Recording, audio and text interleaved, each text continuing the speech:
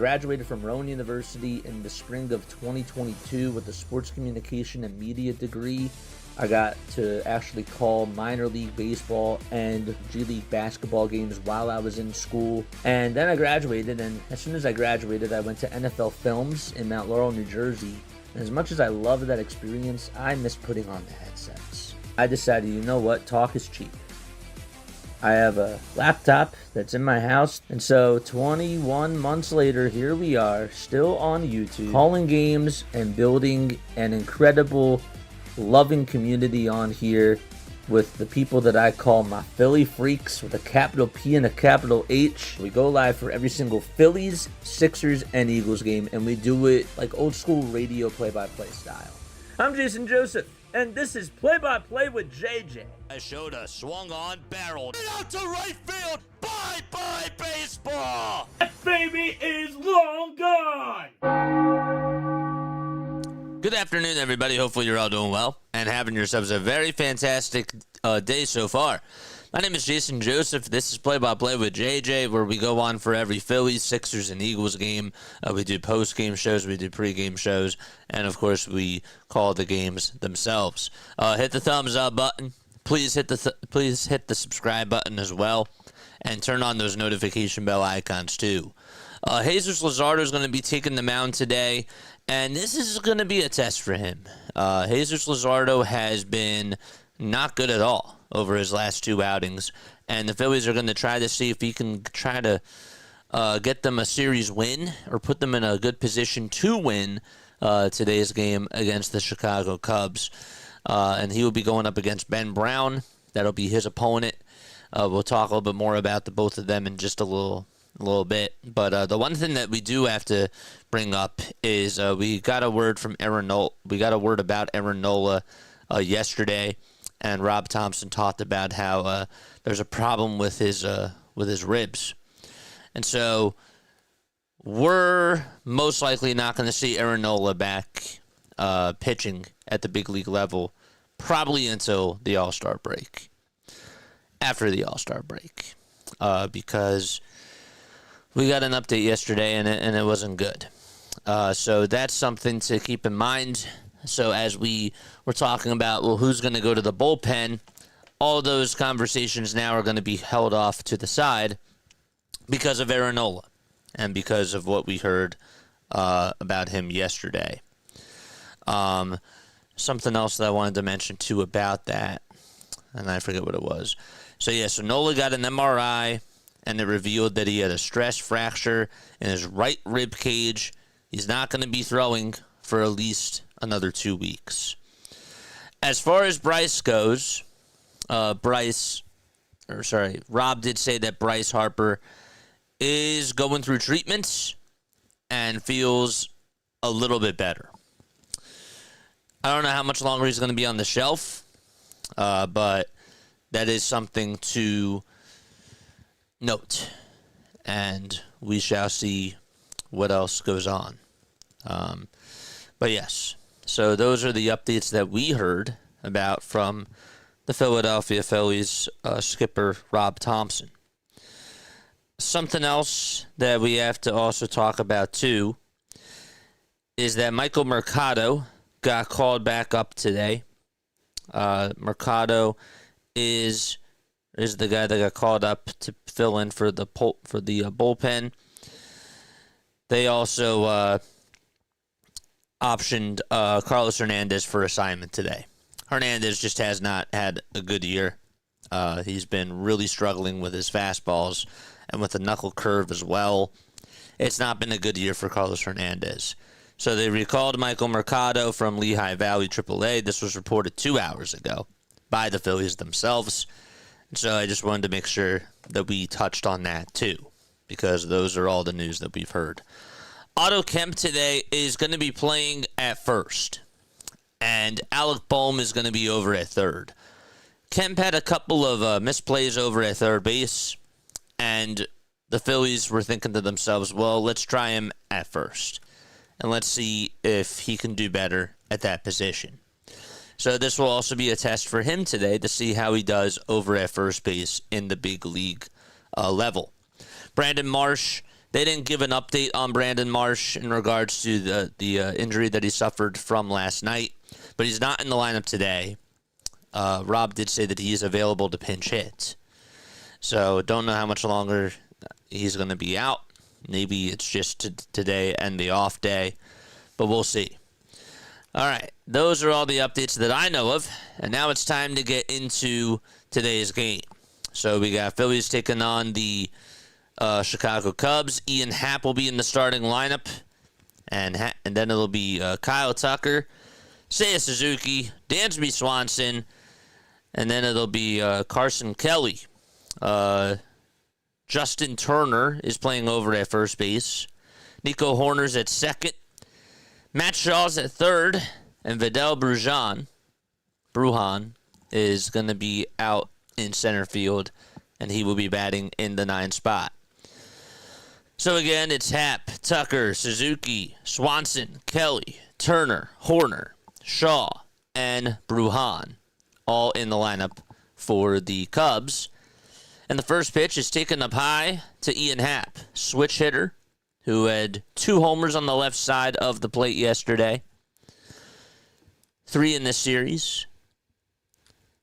1-0 pitch. That's in there for a strike at 98 miles per hour. In regards to Luzardo, the pitching staff has talked about that they have potentially found something.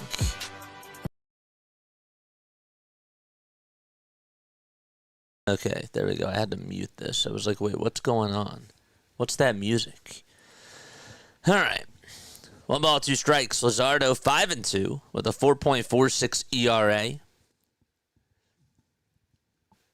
1-2 on the way. Swing and a miss. And there is the first out of the ball game. And it comes via strikeout from Jesus Luzardo. That was a good pitch. It was a very good pitch. I liked that. I liked the amount of dip that slider had. What's up, Eagles? What's up, Tony? What's up, Randy? Pitch to Kyle Tucker. It's chopped foul.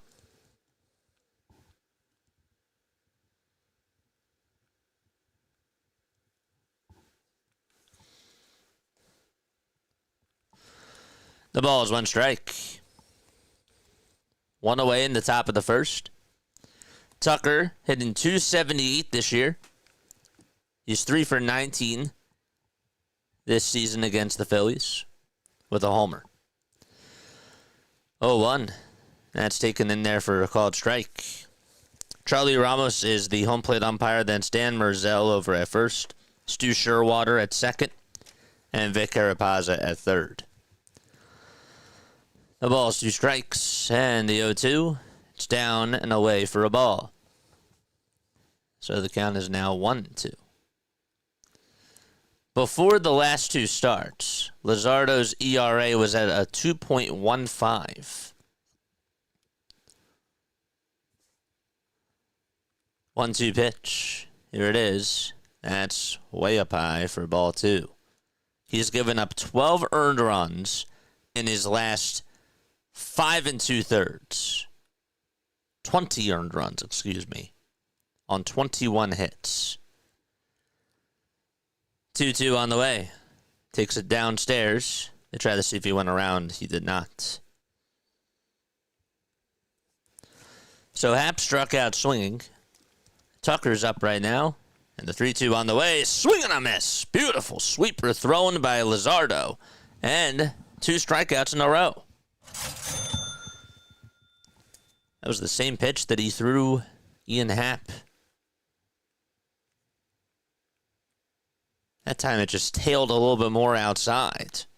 Had more backspin to it. Don't forget to like and subscribe. Here's a fastball that's fouled away. What's going on? Good morning, everybody. Good afternoon.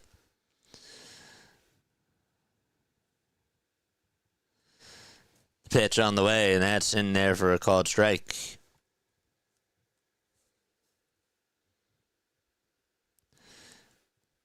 going on, Izzy?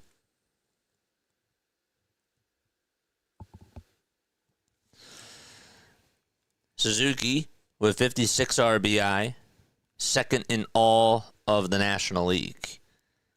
Has also 16 homers, too. Takes the 0-2 down and away for a ball.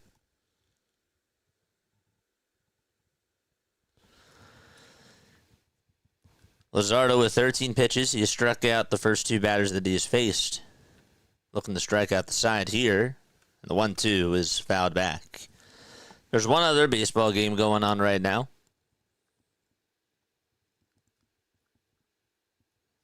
The Pirates are taking on the Marlins. It's in the top of the third. Pirates lead at 1-0.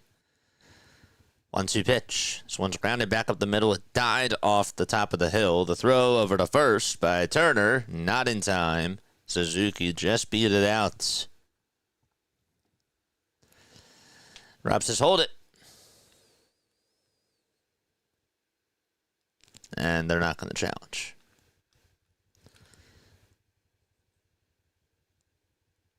His right foot just got on there as soon as it was caught by Otto. It hit the top of the mound and it just sort of died. The ball sort of slowed up. So it's an infield single for Suzuki. Now Dansby Swanson is up.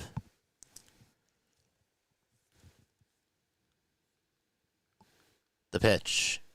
It's low and inside for a ball. Swanson is 3 for 13 in his career against Luzardo.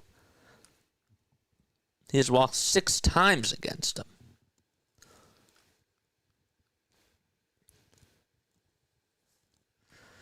One ball, no strikes. Luzardo looks back at first. Now back to the plate. And the 1-0 is line foul.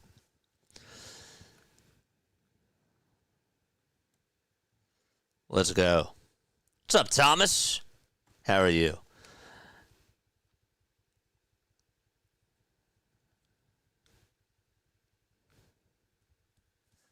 One ball, one strike. So again, Kemp is over at first, and Bohm is at third. Just wanted to make sure that you guys knew that.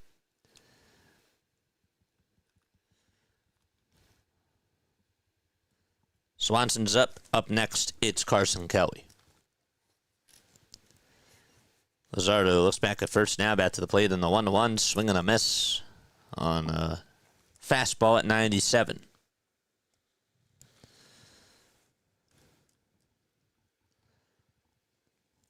On the defensive side of the diamond, Stott's over at second. Kemp's at first. Bohm's at third. Trey's at short. JT's catching. And this 1-2 is going to be popped out over towards the right field side and foul ground. Castellanos gives it a look, and he's there, and he makes the catch in front of the little gate towards that right field corner. And we're going to the bottom of the first. He just threw a little souvenir to a fan. Points right over to him. Says, there you go. We're going to the bottom of the first, just to round out the Phillies defense. In left, it'll be Max Kepler. In center, it's Rojas. And the right fielder is Nick Castellanos. What's going on?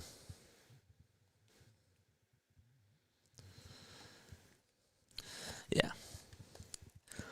Type in the chat all you want. I may not be looking at chat as much today. It doesn't mean I'm ignoring you. I just am focusing. I'm trying to incorporate some other things into stream. I'm not distracted. Don't take it personally. I'm trying to see if I can do some other things. Just thinking. Trey Turner's going to be batting in the leadoff spot for Philadelphia. Then Kyle Schwarber's going to be DHing. He's batting second. Alec Bohm is hitting third, playing over at third. Nick Castellanos out in right field. He's going to be batting fourth. Max Kepler's fifth. And then it'll be JT batting sixth. Seventh will be Bryson Stott. Eighth is Otto Kemp. And ninth is Johan Rojas. So just to recap, it's Turner, Schwarber, Bohm, Castellanos, Kepler, Realmuto, Stott, Kemp, and Rojas. Okay. So I have a question for you guys. Okay. Sometimes I notice that people ask, even when I say it, who's up to bat? Would it be helpful, okay? First pitch is outside for a ball to Trey. Wouldn't it be helpful if I got rid of the scoreboard up here, put that on the lower ticker, and then just put a box score there?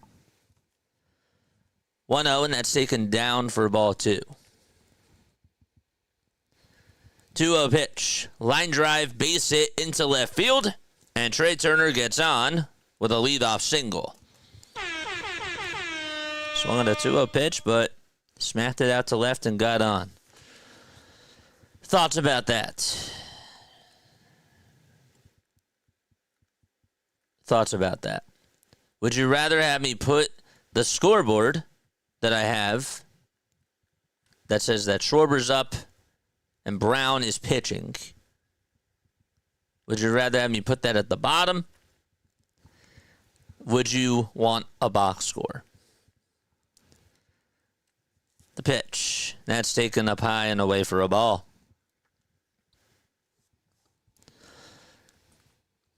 Schwarber hitting just .245.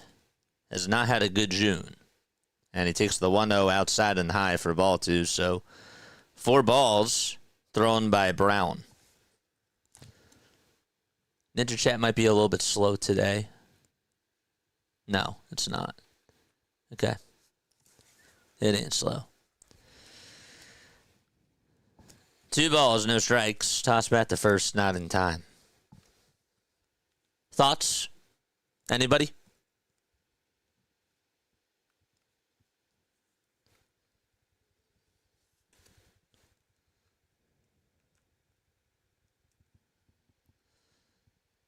Two-0 pitch. Fouled back towards the screen.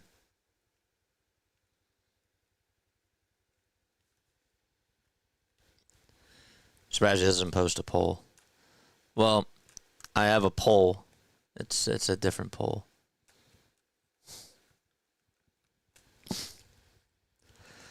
Two balls, 1 strike. And the pitch. It's up high. They try to see if he went around. Did he go? No.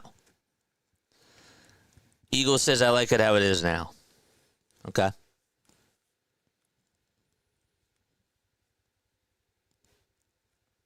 If I can't see something, I turn my phone sideways to enlarge. 3-1, swing and a miss.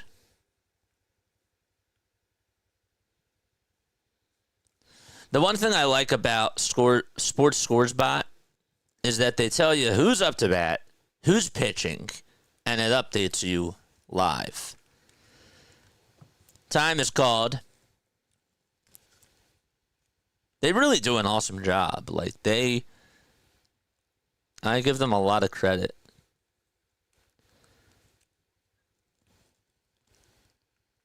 It makes it look so seamless. Toss bat to first, not in time. So we're in the bottom of the first. There's a runner on over at first. Kyle Schwarber is up. Turner got on with a 2-0 single. What's up, Charles? Runner goes in the 3-2. It's outside for ball 4. And Kyle Schwarber is going over to first. There we go. Nice.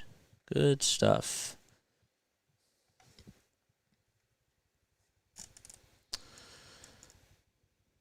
Four-seamer, a knuckle curve, and the changeup. That's what Ben Brown does throw. Stream Deck's not working. Okay.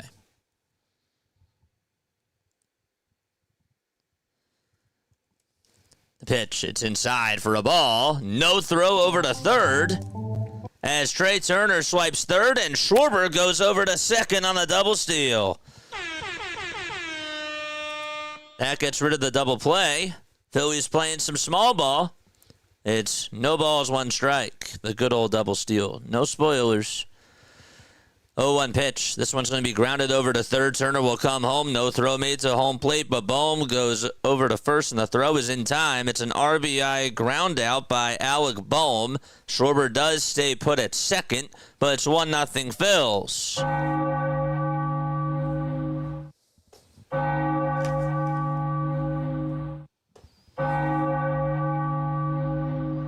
There we go. Stolen base, run, RBI, G5. Here's Castellanos, and he swings and misses at a knuckle curve. That was in the dirt. Phillies trying to win their first series of June. The ball is one strike to Castellanos. 0-1 pitch on the way, swing and a miss. Got a knuckle curve that was at the knees.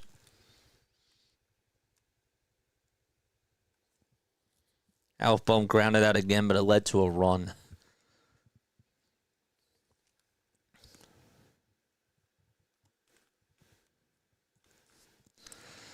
No balls, 2 strikes to Nick Castellanos.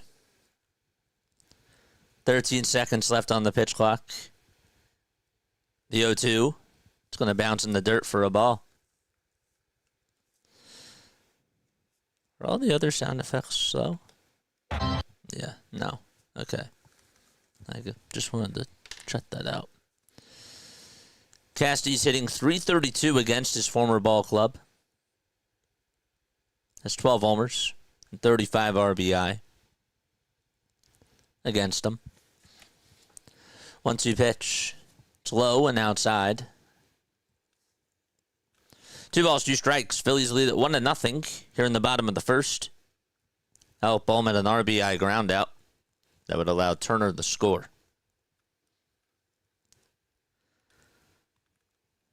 Schwarber dances off a second. 2-2 pitch. It's up high and inside for ball 3. The Guardians are hosting the Cincinnati Reds out at Progressive Field. It's in the bottom of the first. Reds actually shut out the Guardians yesterday 1-0, and they beat them in the first game on Monday 7-4. 3-2 pitch on the way. Check swing. Did he go? He did. And there's out number 2. Ben Brown gets a strikeout. He went around. Right call.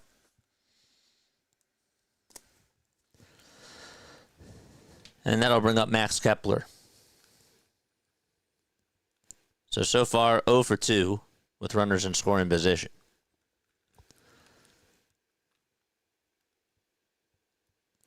Kepler takes ball 1 to change up. That's outside. Don't forget to like. Don't forget to subscribe. And stay on for the postgame show afterwards. 1-0 pitch to Kepler. There's a high fly ball hit out to deep right center field. That's going to split the gap and go all the way towards the wall. Schwarber will jog on home. Kepler is safe at second. RBI double for Max Kepler.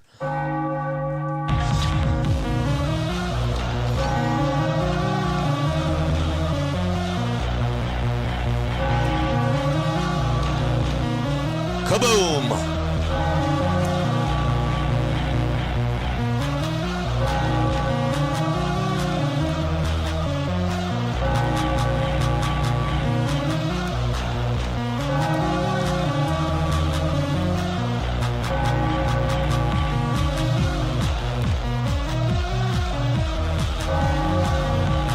Timeout taken on the mound.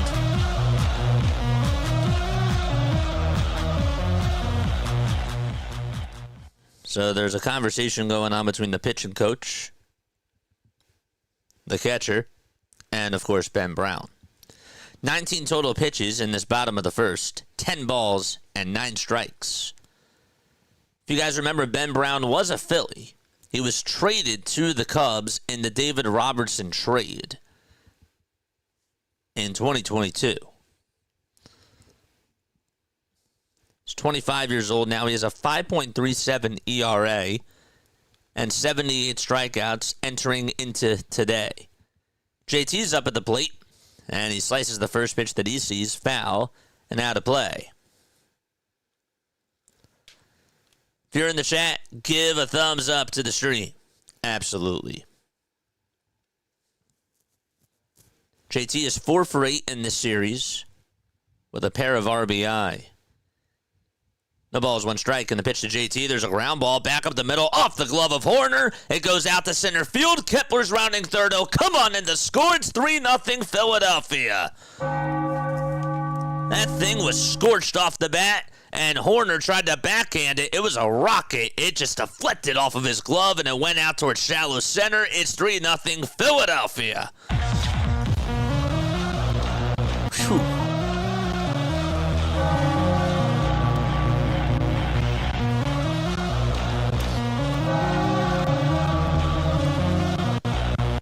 No chance.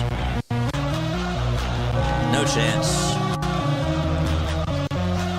Toss bat to first, not in time as Bryson Stott is up at the plate now. JT now 5 for 9 in this series. That RBI single certainly does help him. The pitch to Stott. He gets a fastball at 98 and fouls it away. Brown did play against the Phillies back on April 26th, and he gave up 6 earned runs in 3 2/3.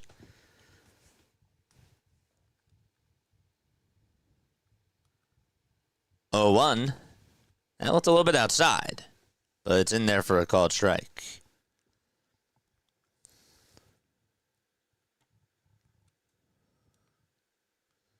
Look at the members. 0-2 pitch on the way to Stott, swing and a miss. But the damage is done as we go to the top of the second. Phillies have a 3-0 lead. Thanks to an RBI ground out by Alec Bohm, an RBI double by Max Kepler, and an RBI single by JT. Okay, 3-0, top of the second. All right, good first inning. Good first inning. That was solid.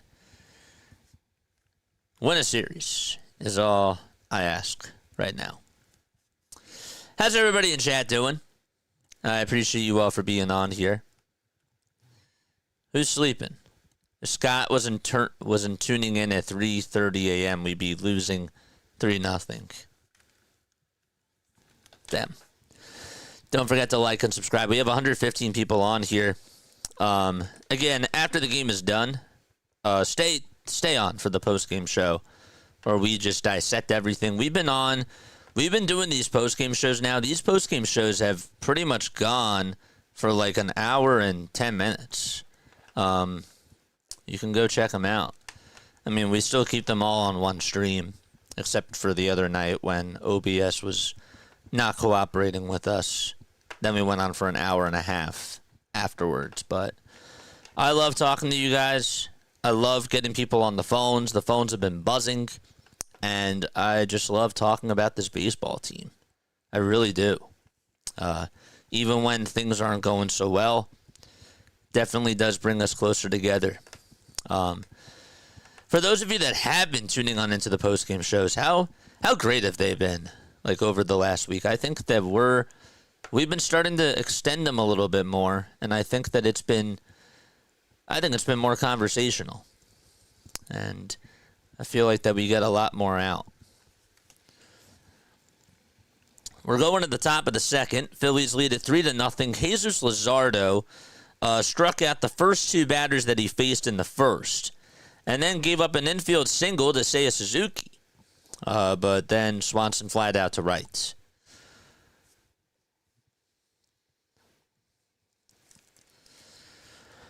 The pitch on the way. It's in there for a strike.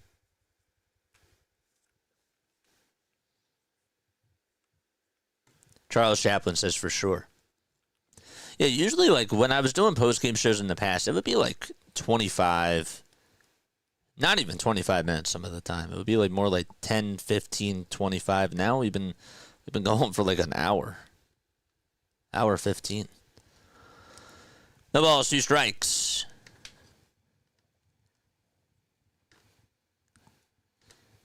Carson Kelly is in the box. He did not play yesterday. 0-2 pitch. It's inside and low.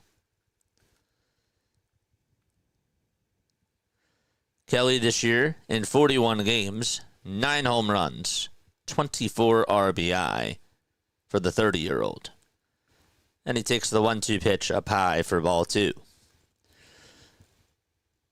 Kelly made it to a World Series with the Arizona Diamondbacks back in 2023. And I'll line this one out towards left field. Kepler plays it on a hop. It's a base hit. And Kelly gets on again.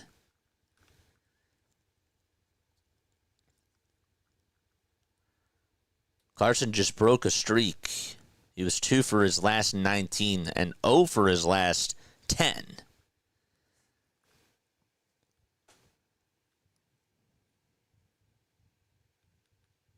But he's reached base safely in 4 of his last 5 games. Here's Justin Turner, former World Series champion. Takes the first pitch in there for a strike. Won a ring with the LA Dodgers.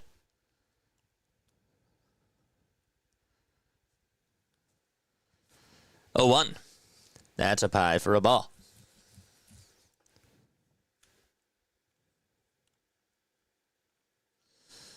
Sometimes I gotta watch with no sound. You put a text up with the previous at-bat. That would be legendary. Gotcha. 1-1. Swing and a miss.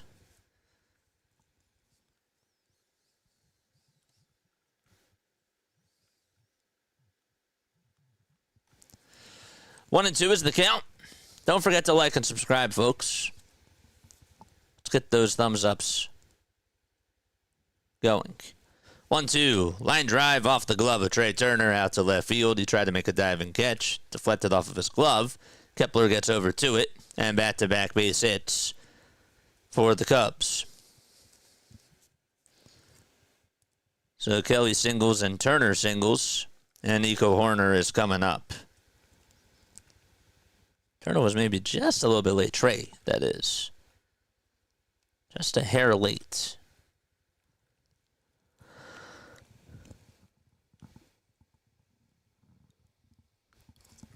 Nico Horner will swing and miss a slider that was running inside and low.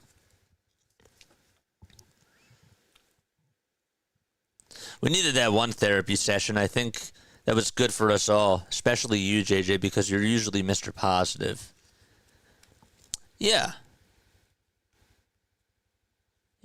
I think that it's good for us to dissect people's comments and just talk. The format's good. The format's really good.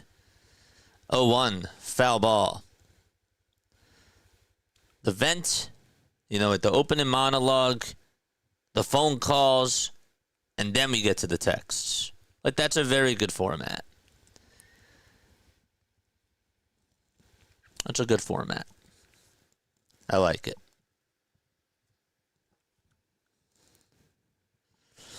Horner hitting .394 with runners in scoring position. Another 0-2 count here. Can Luzardo get an out? Here's the 0-2 pitch. Swing and a miss. He does. Another slider that was running inside. That had a lot of movement to it. The slider and the sweeper have been, so far, pretty good. 3 strikeouts, 3 chairs in the chat for Luzardo. Another righty, it's Matt Shaw. They have loaded up the righties today in the lineup. The pitch, it's inside for a ball. So the only lefty is Kyle Tucker.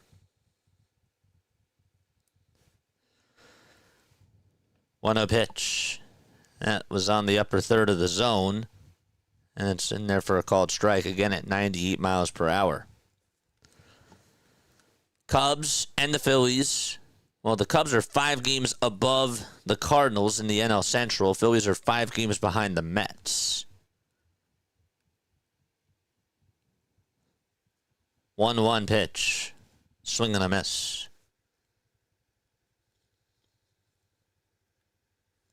It makes for a good chat. Yeah, I think it's a good back and forth. I do. 1-2 pitch on the way. Fouled off.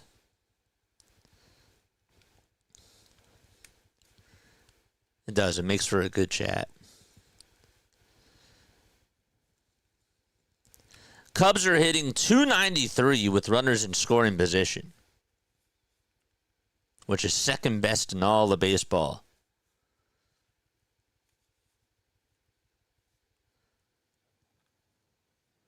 One ball, 2 strikes to Matt Shaw. 5 seconds left on the pitch clock.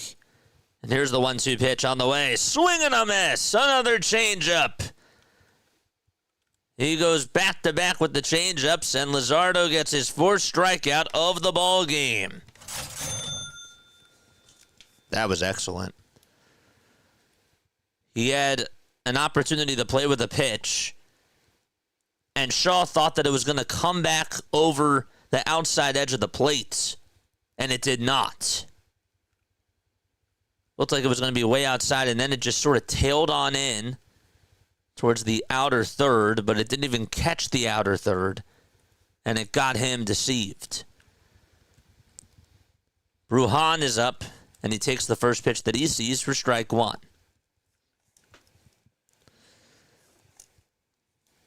Oh, 1 on the way. Foul ball.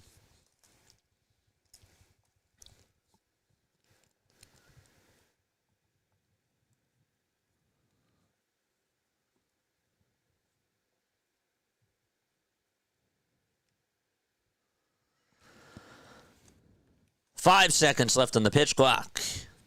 Luzardo comes set again and fires a fastball outside.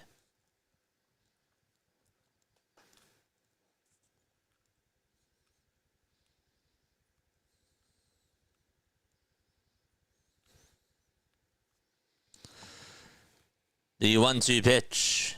It's down and in for ball 2.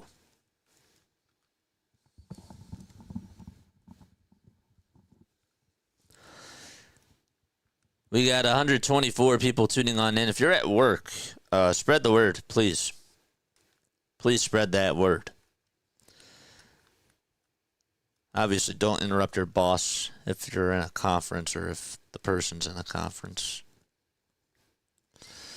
2-2 on the way. Check swing. Did he go? He did. And Luzardo strikes out the side and gets 5 out of his 6 outs that were recorded as a strikeout. And we're going to the bottom of the second. 3-0 Phils.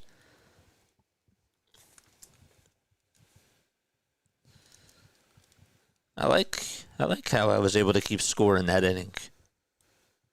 First base, K, and K. I like that. It looks like a little bit of a pattern. It was great.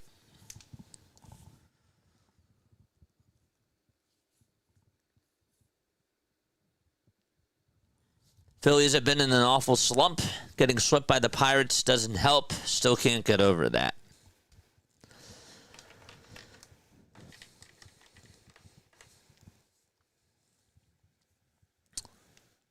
I'm with you. Folks, hit the like button. Hit the subscribe button, too.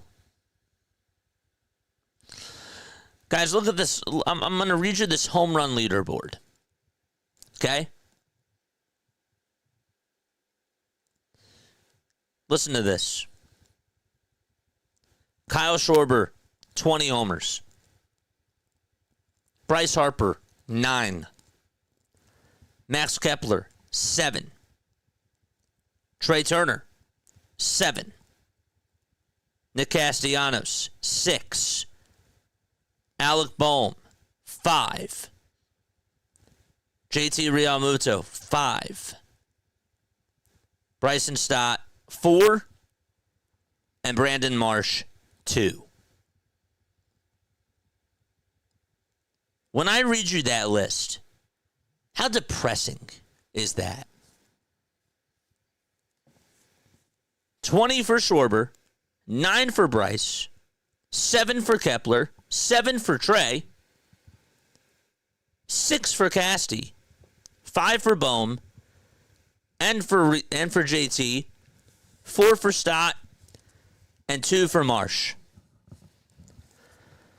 Here's Otto Kemp. First pitch that he takes is down for a ball. Second pitch is on the outside edge for a strike. I am the boss, says Thomas. I'm sitting here listening at my sports card shop. Nice. 1-1. This one's grounded over to third base. Shaw picks it up, throws it over to first. It's in time. I am the boss. I'd love to come visit your card shop, man. I would love to come visit. That sounds cool. 1 out, bottom of the second. Ben Brown is pitching. 27 pitches. PJ says that list sounds embarrassing. Old man Ferguson says pitiful. Joe says eye-opener for sure. Rojas shows bunt, and it's in there for a strike. He took it back.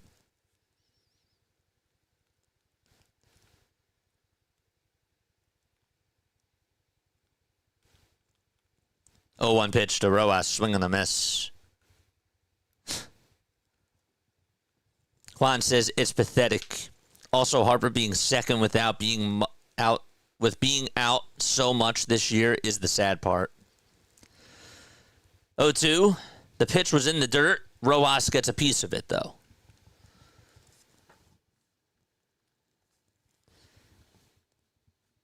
I just look at that visual, and I say to myself, damn. 0-2 pitch. This one's grounded over to shortstop. Dansby Swanson has it on a bounce. Throws it over to first. And there's out number 2.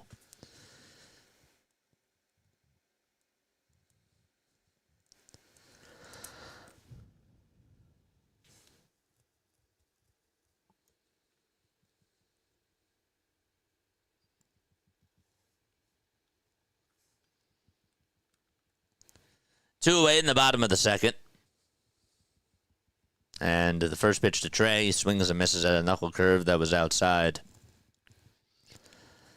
Turner had a single on a 2-0 count in the first. He scored a run. 0-1 gets another knuckle curve, and he fouls it off.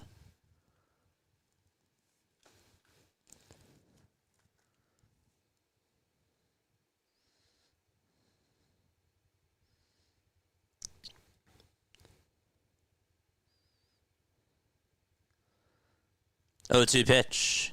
It's high and inside for a ball.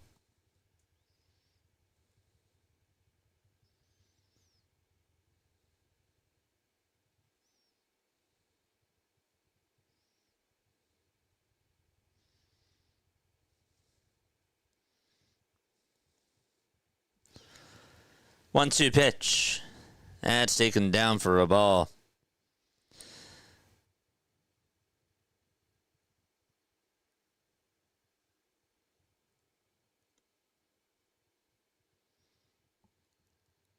Two-two pitch. Another knuckle curve, and this one's popped up over towards the third base side in foul territory. And the catch is made for out number 3 by Matt Shaw. 1-2-3 go the Phillies. And we're heading to the top of the third inning. 3-0 Philadelphia. I was trying to search for Trey Turner's stats against the knuckle curve this year. Because when you just look at that at-bat alone, the 2 pitches that he chased after that were low and inside were knuckle curves. And the pitch that he popped out on was also a knuckle curve. So I was trying to see if there's a way. There it is. Okay. This is how they track it. Against the off-speed pitch. Okay? Against the off-speed pitch, Trey is 6 for 31 with 5 singles. Against a breaking pitch, he's seen a breaking pitch 384 times. Okay? He has 28 hits in 104 plate appearances. 28 hits in 104 plate appearances. 5 doubles, 3 homers. And against the fastball, he's 46 for 140.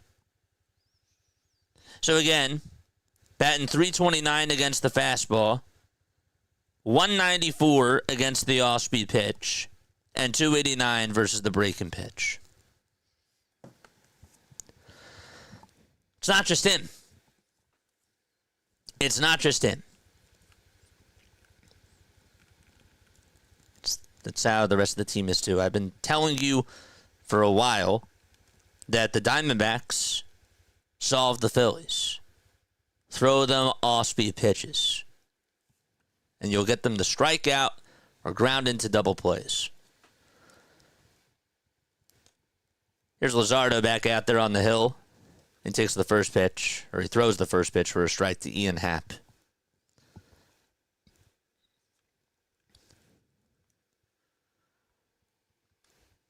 Pitch on the way. That's taken outside. This offense was supposed to rely on key vets and young players. Turner not living up to his monster contract. Boma's no power, and JT has regressed. You're 1,000% correct. 1-1, foul ball. The reason why the Phillies didn't need Reese back, as the 1-2 is swung on and missed, and there is out number 1, was because JT was producing at the time. The guys were producing. Alec Bohm was an RBI machine during the first half of last year. And he didn't need Reese in the lineup.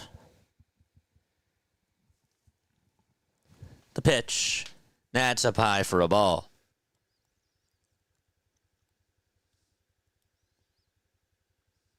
What's up, Asia? Tucker's batting, and he takes the 1-0 in there for a called strike. Gotta tell you, the fastballs from Luzardo have been hitting their points. And the sliders and the changeup, very good. 1-1 pitch. That's down for ball 2. 99 over 22. What's going on? How are you? What's going on, man? 2 balls, 1 strike. And the next pitch is chopped foul over towards the first base side.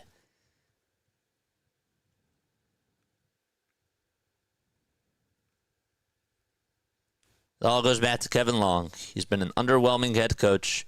He needs these batters to be more disciplined. What did I say in the postgame show, Quan? Who is the perfect comparison to Kevin Long? 2-2 on the way. Fly ball hit out over towards left center field. Rojas is there. I'll make the catch for out number 2. Who is the person that I compared Kevin Long to last night?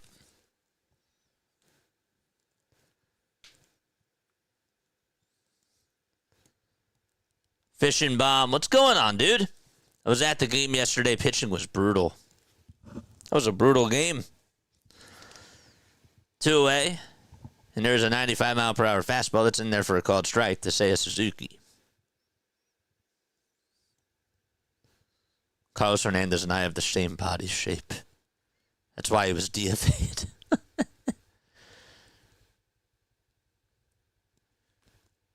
0-1, swing on a miss. Jonathan Gannon. That's right. Was that accurate?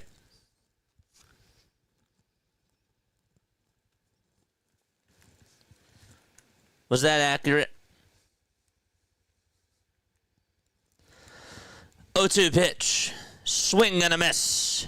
And another strikeout for Luzardo. He's been on fire today with punching out Cubs hitters.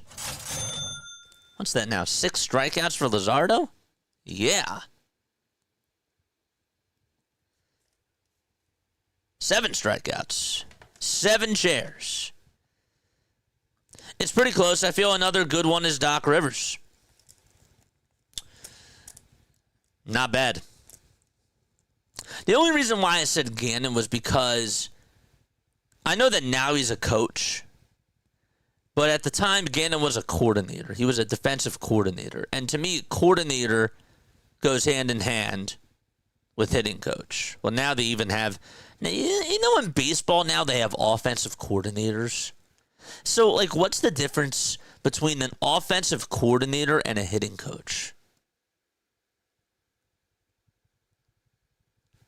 You know? Like, they have offensive coordinators now in baseball. Living off one championship glory. Yeah. I see what you're saying.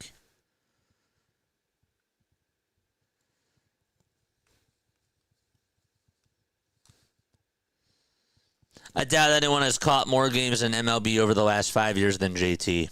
It takes a toll on you. That's why you got to have a succession plan at C, at the catcher position. I'm with you there. Do we even have an offensive coordinator? No. I can look it up right now.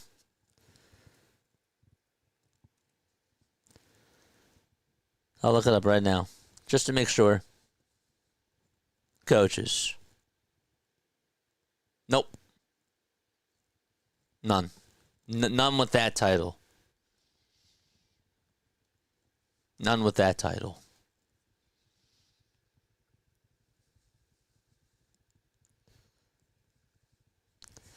The pitch. That's taken for a ball. Offensive coordinator works on base running, hit and run, strategy versus pitchers, lineup choices.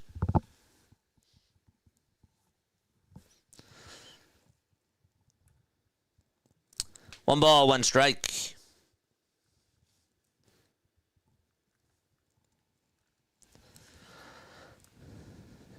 Here's the 1-1 to Schwarber, and he takes it down for ball 2. Stranded time. They just hired Jimmy Rollins. Did they really? 2-1 pitch. That's up high for ball 3 because it doesn't say that on MLB.com.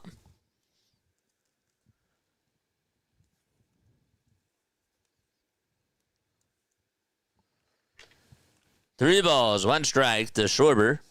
3-1 pitch to Kyle. Fly ball hit out to right field, and that one is crushed. Absolutely crushed for nothing.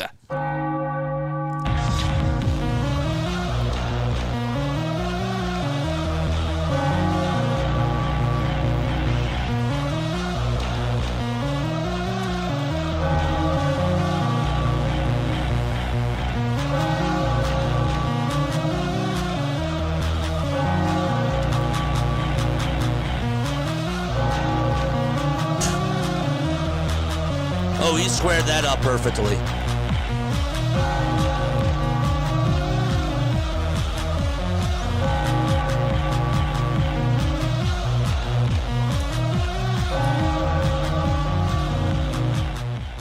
431 feet later. Here's Bohm. There's a line drive played on the bounce by the shortstop, backhanded by Swanson. Throws it over to first. It's in time. Now Bohm grounds out. 3-1 pitch. Fastball right down the middle. Schwarber was waiting on it. Got it. Bad pitch by Ben Brown. Made him pay. 431 feet.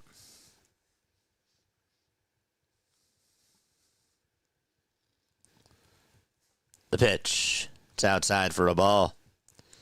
You forgot Kyle Schwarber was a former Cub? How could you forget? He won a World Series with them.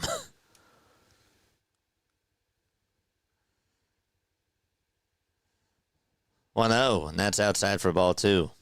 It happens. I'm just saying that he won a World Series with them, but it's been a very long time. Now you're making me feel old because I was a freshman in college.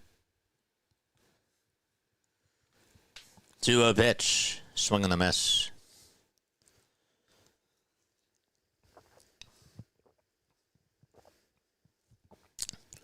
Two on to Castellanos. There's a high fly ball hit out to deep left center field. That ball's going back towards the track, and that one is gone.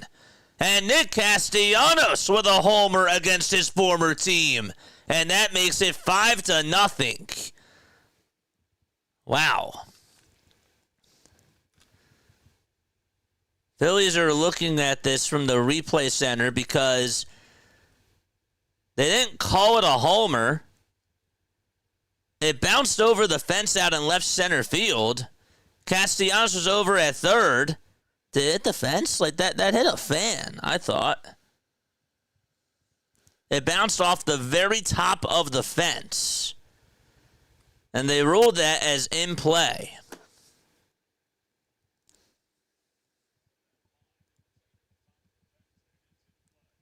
It hit the top of the fence. So that's technically in play.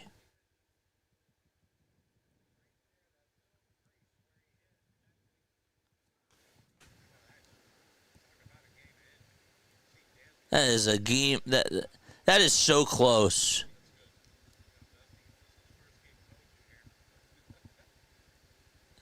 If it hits the yellow fence, it's a homer. But it hit the gray fence first. So it's just they're going to review it. It's a replay review here.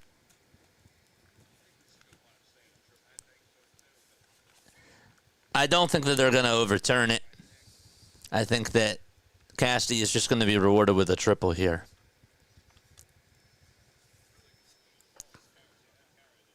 If it hits the top of the fence and goes over, I think it's a home run. It hit the fence.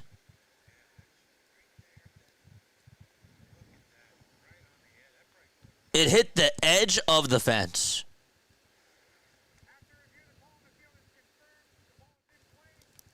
All right, and so they confirmed it, and Nick Castellanos gets on with a triple. Okay.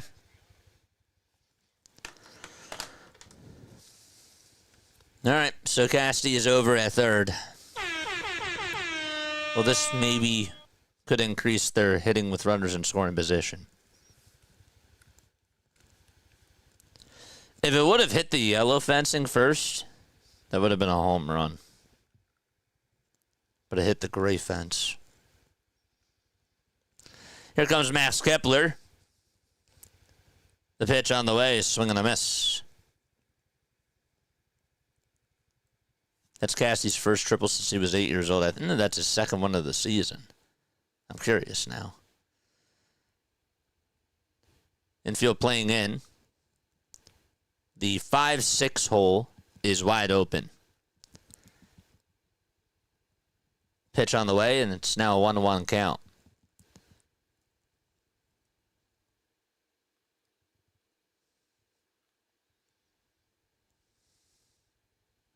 That's the first triple for Nick since September 28th of last year.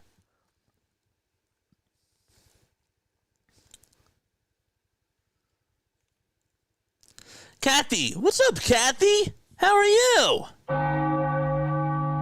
What's going on, Kathy? 1-1 strike in the pitch. Fouled away.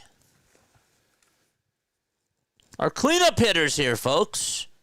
About a month away from the All-Star game, looking back at Bones' decision to participate in the Home Run Derby is looking more and more like it definitely affected his swing.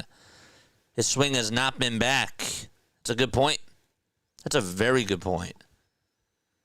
1-2. That's outside and low for ball 2. What's up, Kathy? Shout out to you.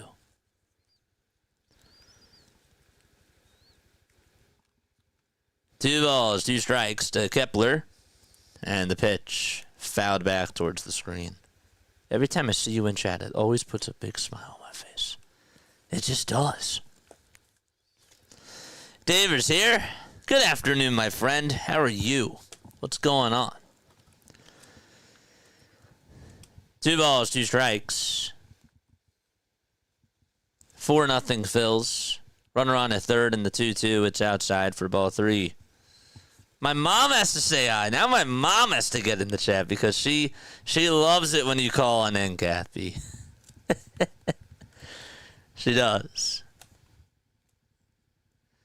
3 balls, 2 strikes. And the payoff pitch to Kepler. It's outside for ball 4. Shout out to the mom. Kepler stinks. Well, he just walked. And he homered yesterday. Oh, but you can't count that as a home run because the ball just flew. Ugh. All right. So runners at the corners with 1 out in the bottom of the 3rd.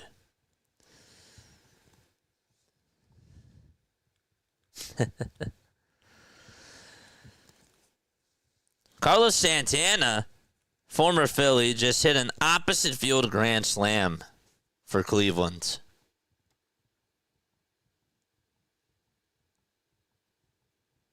The guy is 40 years old.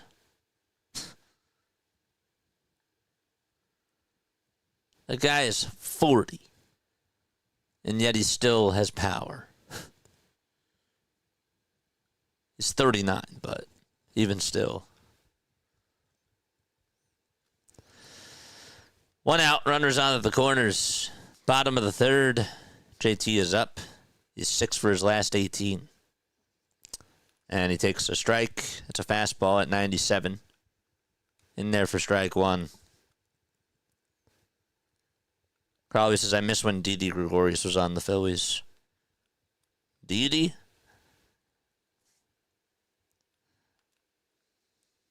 I can never disrespect Didi. 0-1, fouled away. But he didn't do anything for you. I like the name. I wish that it would have been better.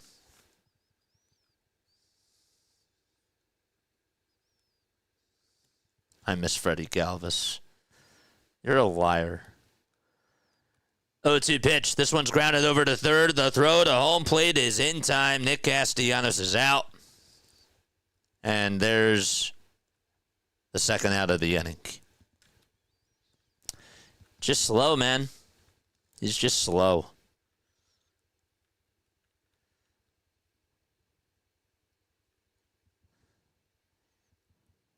Shaw knew it. He was a dead fish. He was a dead fish at the plate. Didn't even look up for the signs, nothing.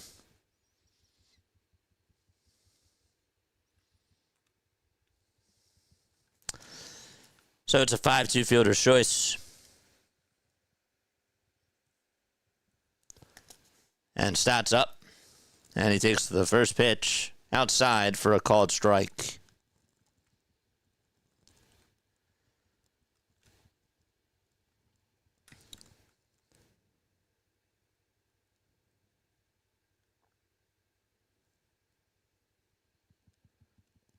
Oh, 1 pitch. That's outside and high for a ball.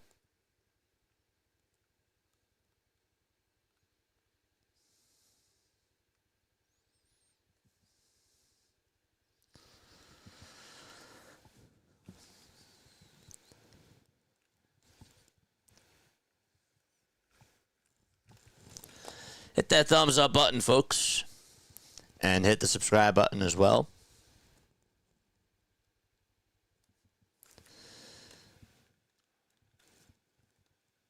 The 1-1 to Bryson Stott. This one's popped up out over towards shallow center field. Bruhan will get under it. And he catches the can of corn for out number 3.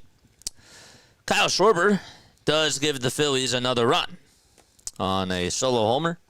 And we're going to the top of the 4th inning. We'll be right back. Don't go anywhere.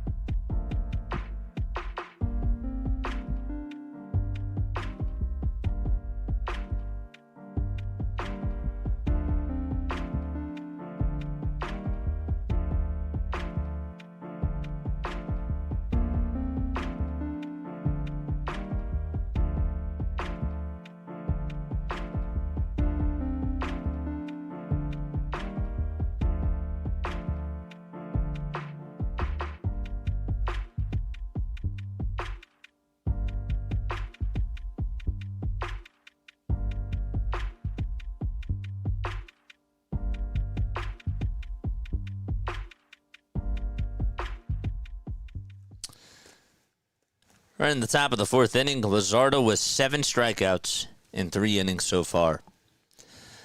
We have 58 likes on here, 146 people tuning on in. Please, folks, smash the like button. The only way that we get more people on here, I know that it's during the day, and I understand that you guys are probably working, but whenever you get a chance, if you could hit that thumbs up button, that would really be much appreciated. The only way that we get more people on here is if we hit that thumbs up button. That's it. So it does me a favor, and it's good for the channel. The pitch, that's a foul ball. I want more people to find this channel. There's people that don't have cable. There's people that don't have access to tune on into these games, or they're looking for just really good Phillies coverage, period, on YouTube. There's people that are hungry for that. That's why we do these postgame shows.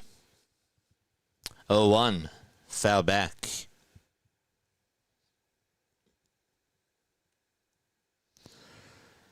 Dansby Swanson's up. And he grounds the 0-2 towards third base, but it's a foul ball. Excuse me.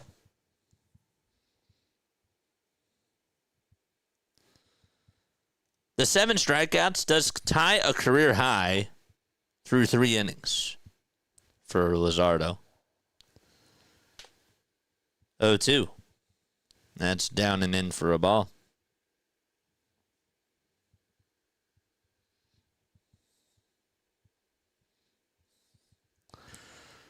One, 2 on the way. Foul ball. Swanson's working up Luzardo's pitch count, which is at 58 pitches.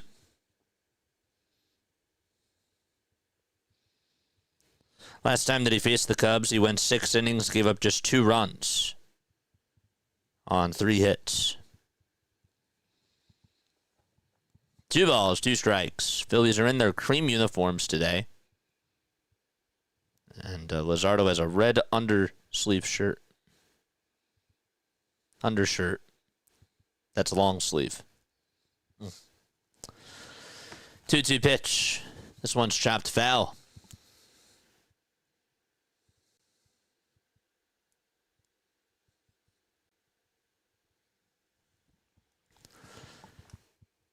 The windup and the pitch. Another strikeout by Luzardo. Give him 8.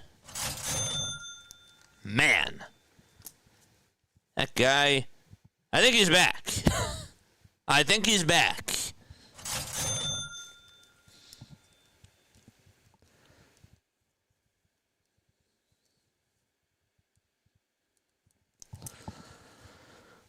One out on the way.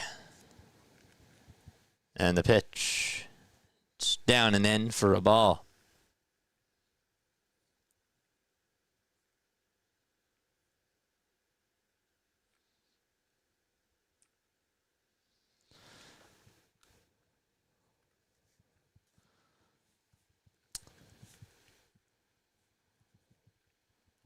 Five seconds left on the pitch clock.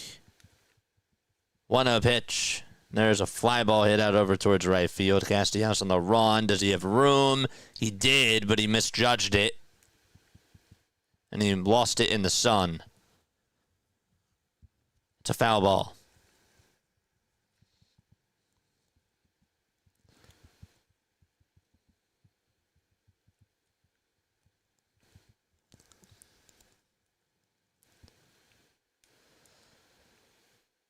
Three of the 4 flags are blowing out there. The one American flag is just not.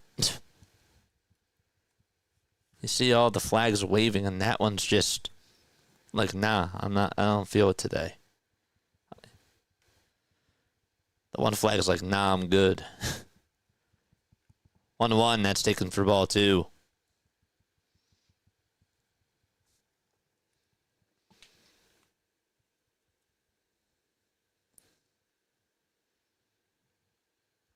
Two-one pitch. Line drive, base hit into the gap over towards Monty's angle. And so going over to second base is going to be Carson Kelly. Johan Rojas throws it over to the cutoff man. And there's a 1-out double.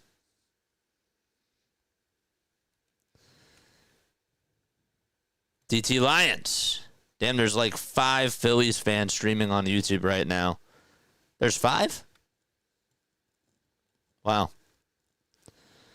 That's cool. Appreciate you for stopping by, though, man.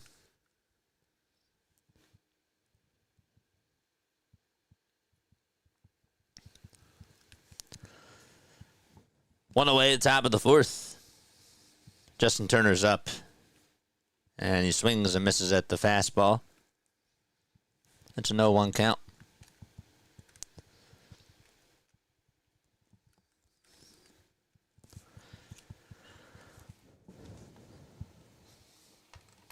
Oh, 1 pitch. That's another 4-seamer that's in there for strike 2.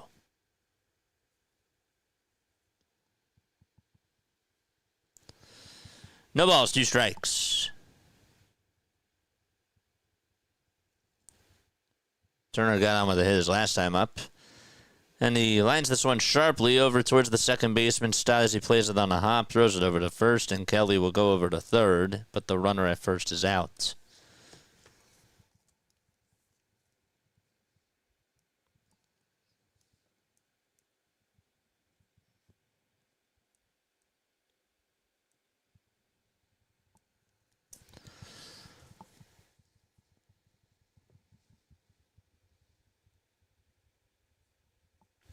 DJ Eastwood. Love my man, DJ. Twitter scouts, man. They have the answers. Probably talking about Ace Bailey. And, or other guys not named Ace Bailey. Or Dylan Harper. That's funny. It's 1 ball, 1 strike. Luzardo with 70 pitches. 5 seconds left on the pitch clock. Here's the 1-1 on the way. Line drive it out to left field. That's going to go all the way towards the wall. The Cubs are going to get a run here on an RBI double. Hit by Nico Horner. Just got it right off the end of the bat. And smoked it. No chance for Kepler to get there. And it's 4-1 Phillies.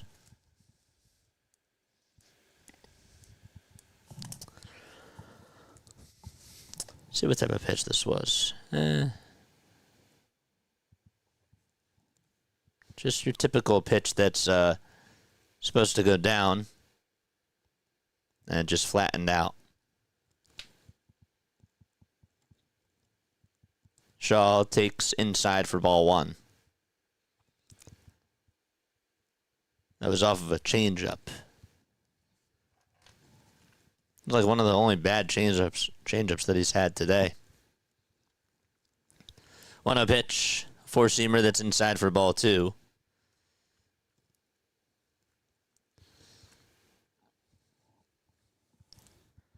Two balls, no strikes.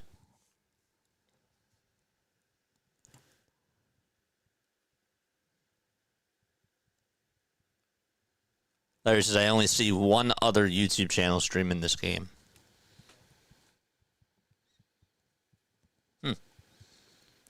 2-0 pitch. That one's grounded sharply over to third base. Bohm picks it up, though, throws across the diamond over to first. And it's in time. We're going to the bottom of the fourth. Luzardo does get out of the inning, but the Cubs get an RBI double from Nico Horner. Going to the bottom of the fourth. Be right back.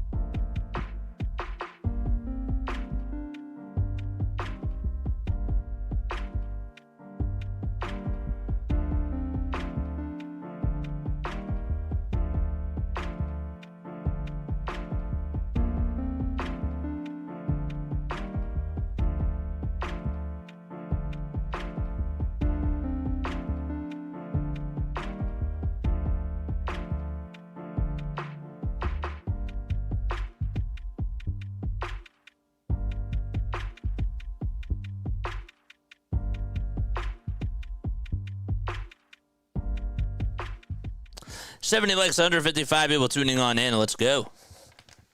Let's get to 100. Here's Otto Kemp, and he's going to slice this one out to right field for a base hit. And Otto Kemp starts things off with an opposite field single. What's up, Dominic? How are you? Text on into the JJ hotline. And let me know how you guys are feeling about this game so far. You can text on in. You can also leave a voicemail message, too. Or call us after the show, and we take live phone calls. So that's how we roll on here. Leadoff single to start off the bottom of the fourth. There we go. Good swing.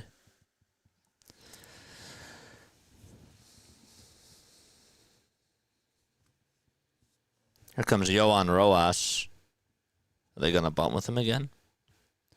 Toss bat to first. Not in time. I got to untangle these headphones. Got to remember to do that. They're playing Rojas away from that third base line. But Shaw is in. And he does show bunt, Rojas. And he took it back again, and it was in there for a strike. That was clearly a strike. Why? I don't understand why he took it back. He's not fooling anybody.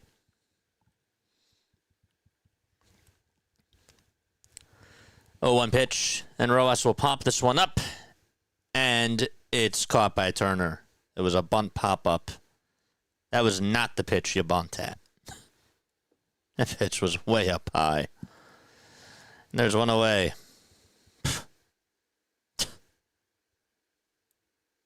That's the one that you take back.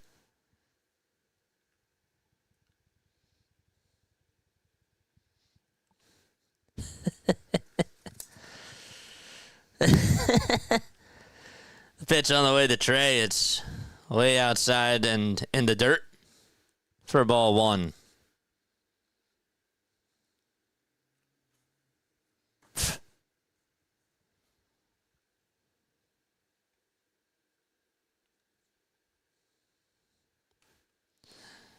That just doesn't make sense because he takes the bunt back on a pitch that was right down the middle. And yet he keeps the bunt on a pitch that was way up high.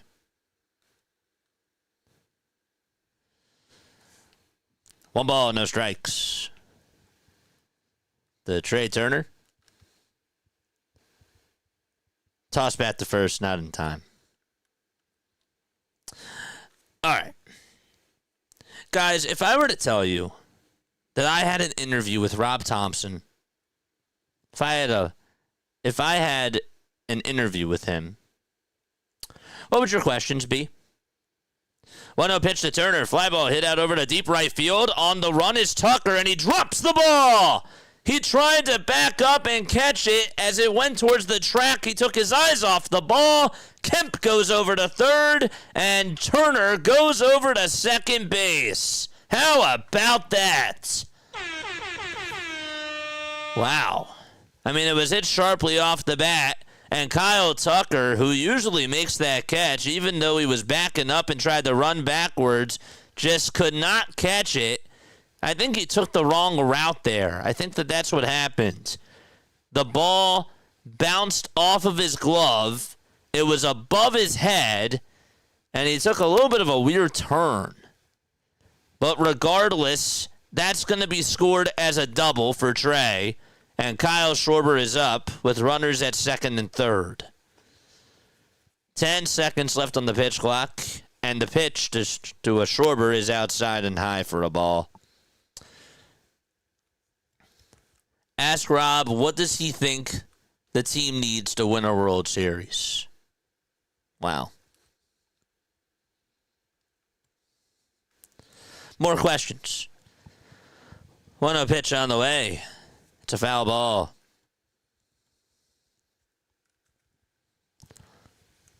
Schwarber hit a nuke. I think it'd be better if Rob Thompson would be interviewed by you. What's up, Pete? Who else you got tuning on in today, Pete? What's going on? 1-1. That's inside and low. Shout out to everybody tuning on in with Pete. Double, really. Old man Ferguson, this is how the game is going, man. It's how the game is. I mean, we've seen it every single night.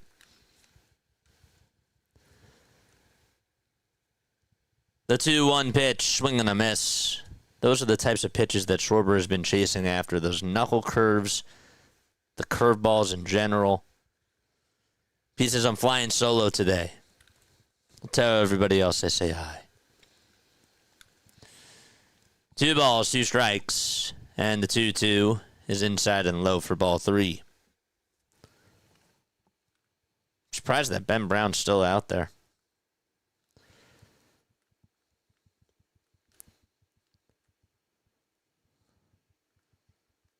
Let's see if he gets a fastball. 3 balls, 2 strikes. The payoff pitch on the way, swing and a miss. He wasn't going to get a fastball. It was another knuckle curve. There's strikeout number 3. And Schwarber strikes out. And there's 2 gone. And that'll bring up Alec Bohm. Team's still struggling with runners in scoring position. 2 for 6.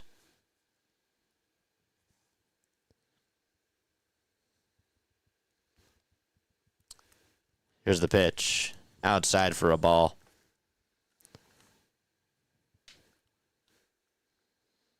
Why wouldn't they just walk Schwarber?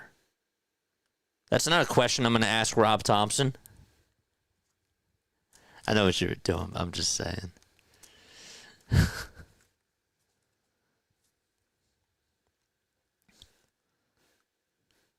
Coach, are your hands tied in coaching this team? I like that. 1-0 pitch to Bohm. Line drive, base hit into center field. This will bring home 2 runs. Bruhan's cap comes flying off. No throw made over to the plate as Kemp and Turner will score. And Alec Bohm, for the second night in a row, gets on with a 2-run single. 6-1 Phils.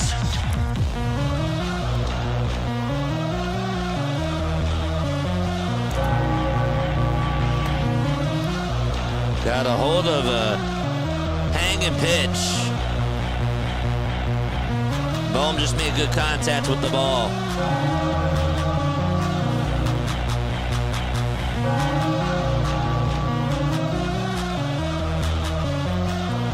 The pitch to Nick Castellanos, swing and a foul ball.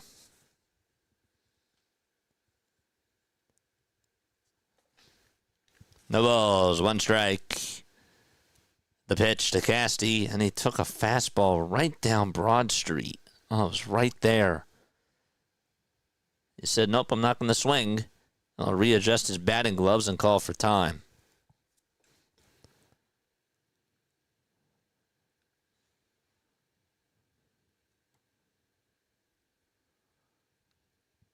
No balls, 2 strikes.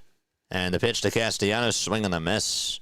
And he goes after a knuckle curve that was in the dirt. Not a good day for Nick so far. And we are going to the top of the 5th inning. 6-1 Philadelphia. Be right back.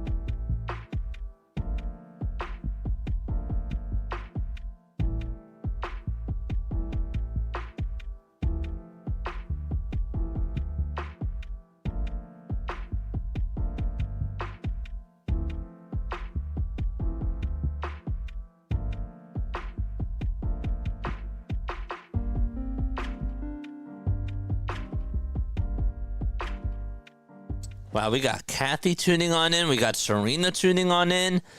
Man, we need some people to come back. It's nice to see you guys back in chat. It's good. Now we need the dude, and we need Grace. We do. Sam the fisherman. I haven't seen that man in a while. It's been a little bit of time. Sam was on here for like a lot of games the first year. Not as much last year. Then of course there's Mike. How's your day, JJ? It's beautiful outside. It is. 6,000 congrats. Thanks, Serena. I appreciate it. Pitch on the way, and that's taken for a ball.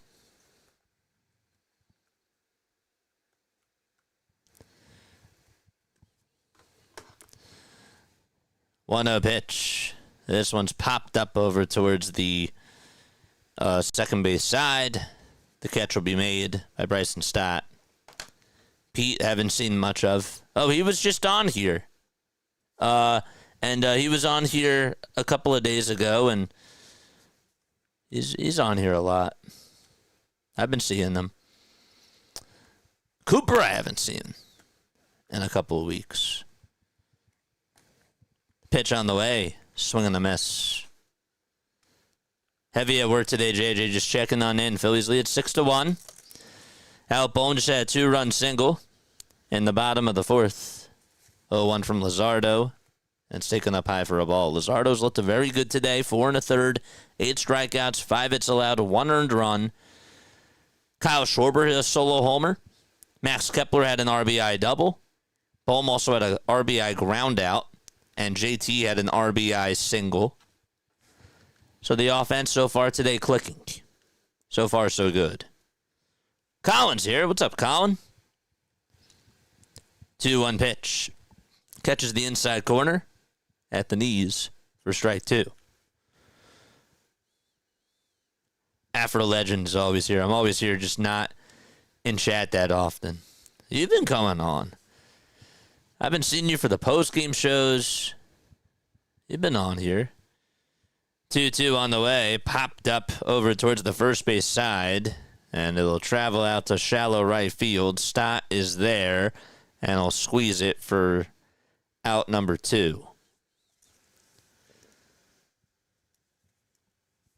So Bruhan got himself out. And Happ just popped out. And Kyle Tucker is coming up.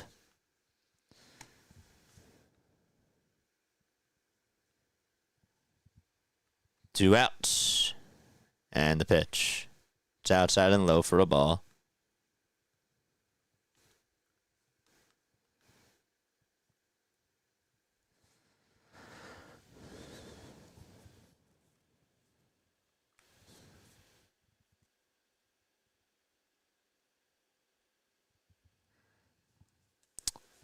One-0 pitch. This one's grounded foul.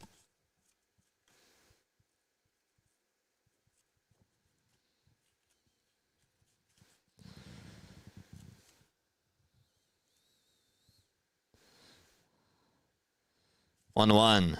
This one's chopped foul. Yeah, you'll get it tonight. You will actually get it tonight. I've had other things come on up, but you will get it tonight. 1-2 pitch. Here it is. Swing and a miss. Kyle Tucker's been really struggling in this series, and Jesus Luzardo strikes him out yet again. Wow. Bottom of the 5th coming up. Phillies have a 5-run lead. And they'll be back. Today is Wednesday, June 11th. I haven't done this in maybe about 4 games or so. But we'll bring it back.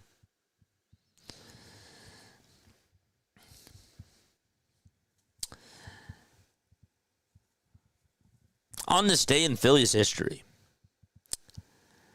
in 1981, Von Hayes became the 21st player in Major League history to smash 2 dingers in a single inning. When he connected twice in the first, during what was a 26-7 pounding of the Mets, Phillies were able to get 27 hits, including 10 doubles. 3 of them were by Bo Diaz. The runs, hits, and total bases. Guess how many?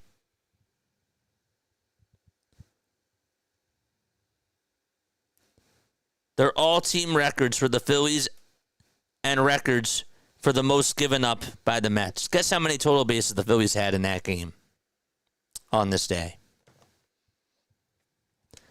How many total bases do you think that they had?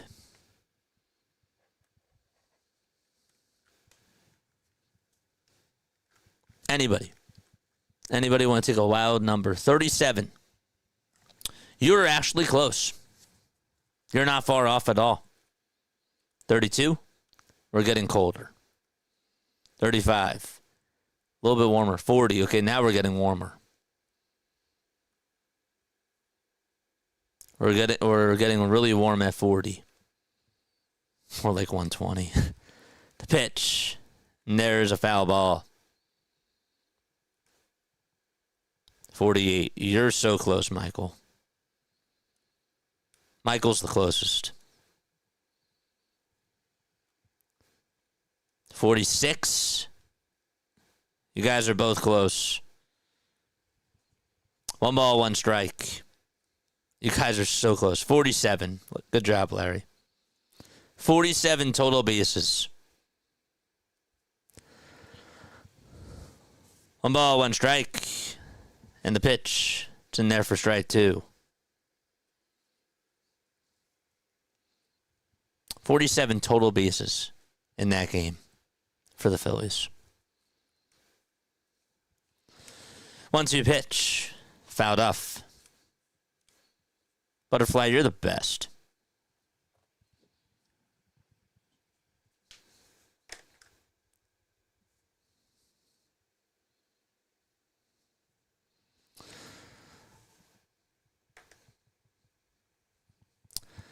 Kepler's in the box.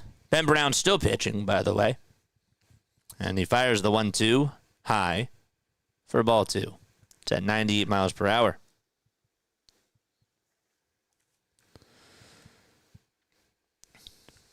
Two on the way to Kepler. This one's popped up over towards shallow center field. Swanson backpedals, calls off Ruhan. Swanson will catch it. And there's one away. Called him off. I was guessing the whole time I was close. 47 total bases in that game. Now, you would think that when they put up 23 runs against the Cubs, that would be the most. I don't know how many total bases that they had, but still a lot. The pitch, that's taken for a strike to JT. 0-1 to JT. High fly ball hit out to right field. It'll stay in the ballpark, though, and the catch will be made by Kyle Tucker for the second out.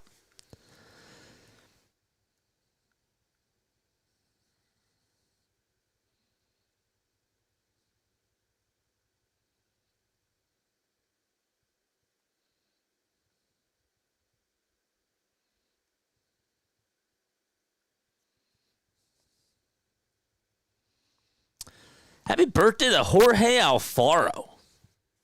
Man. Jorge Alfaro. Legend. Pitch, and that's in there for a strike. Jorge Alfaro, man. Dave Cash's birthday's today, too. He was born in 1948. Pitch to Stott. Fly ball hit out over towards left field. Happ is there, and I'll make the catch.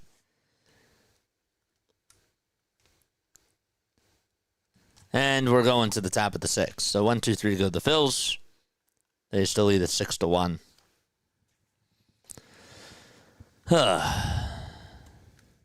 Alfaro was in the JT trade. You know who else was in the JT trade that I haven't really heard a lot about? And yet he was untradeable? He was listed as untradeable at the time, and fans were really upset that they gave him up because he threw over 100 miles per hour. Sixto Sanchez. Yeah. Correct. Gosh, these... Sometimes, I can't wait to do this. There are going to be times, and I'm sure that we can actually go back to like 2 years ago, where we have conversations, and we just look into the past, and we're like, that was such a stupid take, or the fact that we had this convo 3 years ago, and you look at where the team is right now, it's crazy.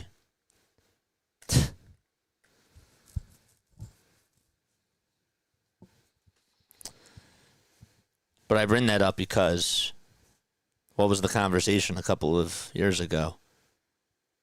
You wouldn't trade Sixto Sanchez.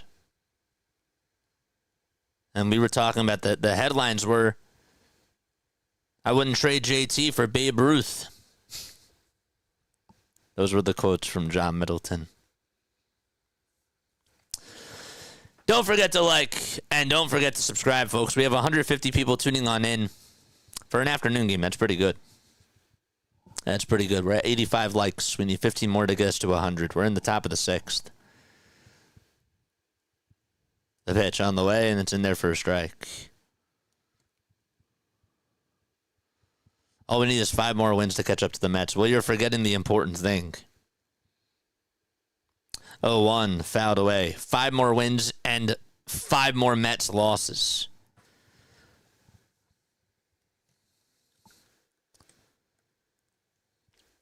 Imagine if the Phillies had Andy Pages. I don't know how I feel about that. He's hitting the ball a lot better than what he was during the beginning of the season, but Dodgers fans were calling for his job. 0-2, foul ball.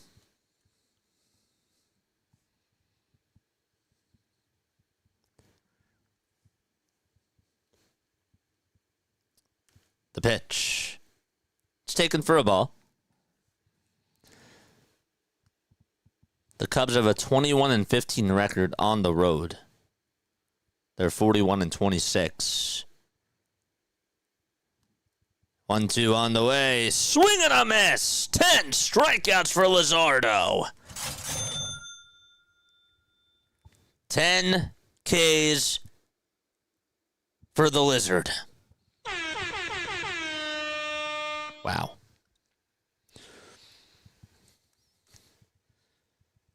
He's answering my questions. He's answering my questions today. The pitch on the way, and that's taken outside for a ball. You like that sound effect? Yeah, I've been playing it every time that we get a strikeout. Guess whose idea that was? Does anybody actually remember whose idea that was? Anybody? You might not. Larry, do you know whose idea that was? To play the cha-ching? 1-1. Fouled off. He's not here in chat today.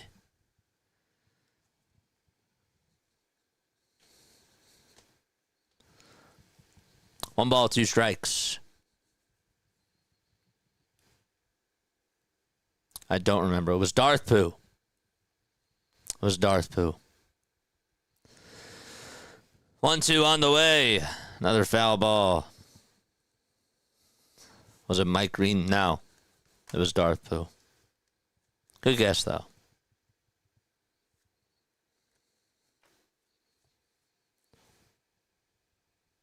1-2 pitch. It's a sweeper that's in the dirt for ball 2. Here's an interesting stat. It's a football stat. Adam Thielen led all wide receivers in EPA per target last year. Sure Larry remembers Adam Thielen. How could you forget? 2-2. Fly ball hit out over towards deep center field. Rojas backs up and will make the catch for out number 2. That's expected points added per target. First was Mark Andrews and George Kittle. They were both tied for first. Then it was Adam Thielen. And then it was Amon-Ra St. Brown. And it was Devon Valet. What a list. The pitch. That's fouled off. But I guess when you really think about it, who was the other receiver that Carolina had?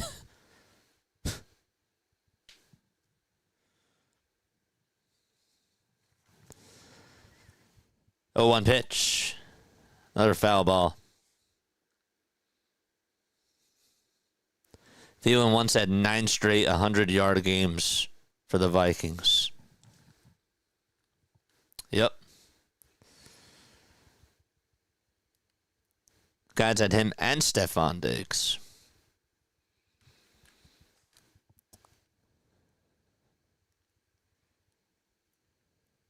Oh, 2 pitch. There's a high fly ball hit out to deep left field. It'll stay in the ballpark, though. And there's out number 3. Xavier Legette. Yep. The 33rd team said it was Devon Valet.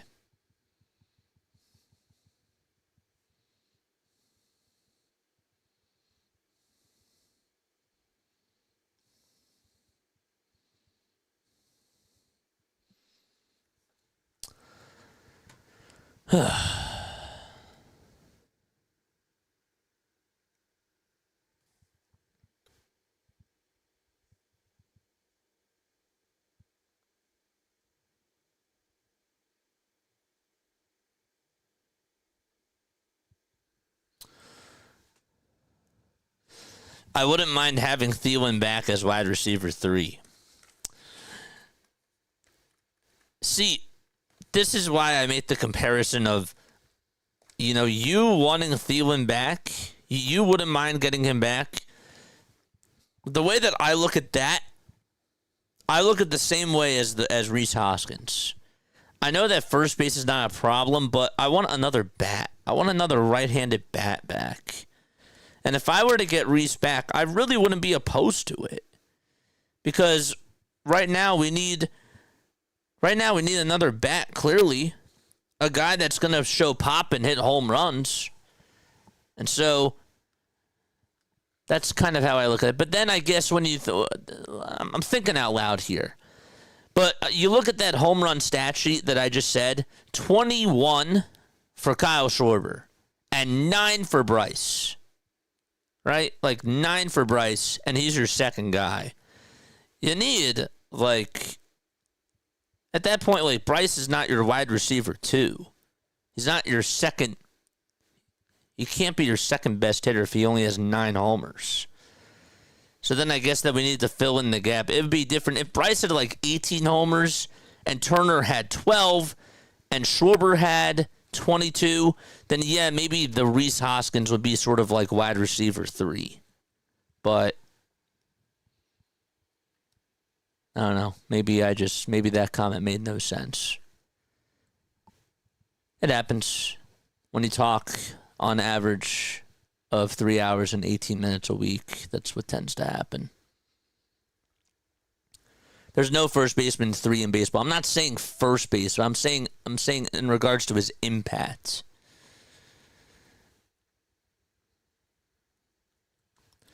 One ball, one strike. 1-1. That's up high for ball 2. JJ, a while ago, you said that you watched the Phillies on YouTube TV. Is it cheaper than cable? I am a part of somebody's account. That's how I can watch it. So I don't fully know. I can't fully give you the answer because I'm just on somebody else's account too. I just have that as a luxury because God forbid if my cable goes out. My friend was really, really nice. He's the man. And he was like, I got you. So I can't give you a straight up answer. I don't want to lie to you. 2 balls, 2 strikes to Otto Kemp. And the 2-2 pitch, and that's in there for a called strike 3. And Ben Brown gets his 5th strikeout of the ball game.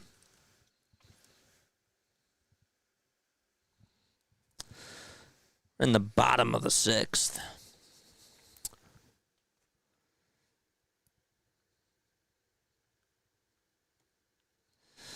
Would it be possible, Jason, to get the pitcher's pitch count?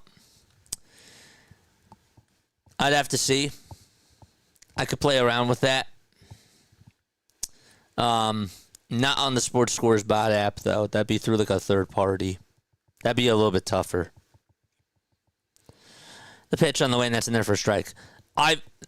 In the future, I would love to get a hub that shows you everything. Pitch counts, box scores.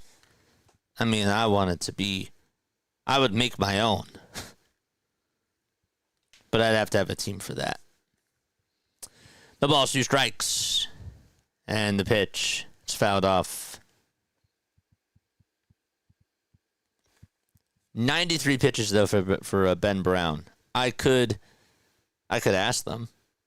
I could email them and say, would it be tough if you guys had pitch counts next to the pitcher? 0-2 pitch on the way. There's a ground ball. It's hit over to shortstop. The throw over to first is in time for out number 2. Max! What's going on, man? Appreciate you. Shout out to Max Coverage TV. Another person that always puts a big smile on my face. 2 away, bottom of the 6th, and now Trey Turner's up. He's 2 for 3 today. Some would probably say, oh, he's just 1 for 3 because of the air out in right field. But on the stat sheet, it says 2 for 3. 0-1 pitch. It's a changeup that misses down. What's up, Max?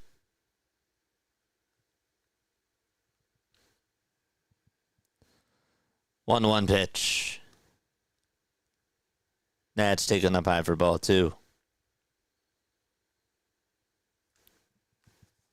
The chat always has stats at their fingertips. Well, and that also does happen as well, which is great.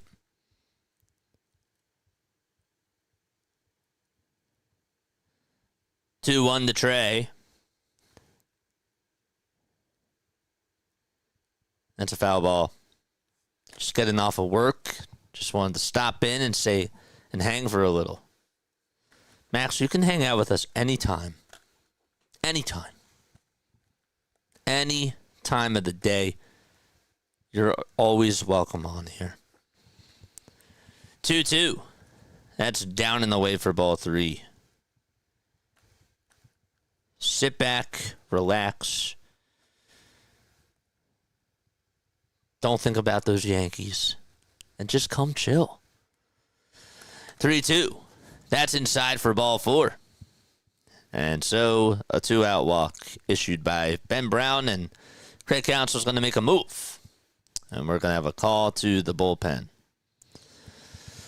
All right, so a pitching change for the Cubs. A pitching change for Chicago. I'll tell you what, though, the Yankees did play well in their last game. They put up 10 runs. So maybe you do want to think about them. It's understandable. It's understandable. Aaron Judge homered again. It went 470 feet in last night's game. Okay, like, I get why the odds for him to win MVP are at minus 4,000. That is so high. But when you really think about it, it makes sense. This guy's first in OPS. He's first in batting average. He's first in homers. He's second in homers. He's second in RBI. He has to be up there in runs scored. He already is 63. I mean, he's just not human. He's not human at all.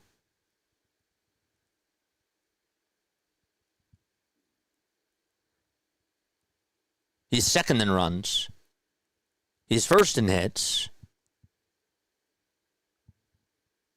Total bases, he's first. Walks, he's sixth. And he's not really high on strikeouts. He's not in the top 50 in strikeouts. Crazy.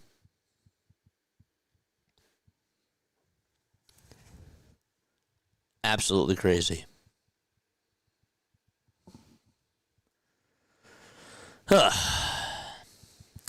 Genesis Cabrera is going to pitch for the Cubs. 398, and it's June 11th. Again, minus 4,000 to win the MVP.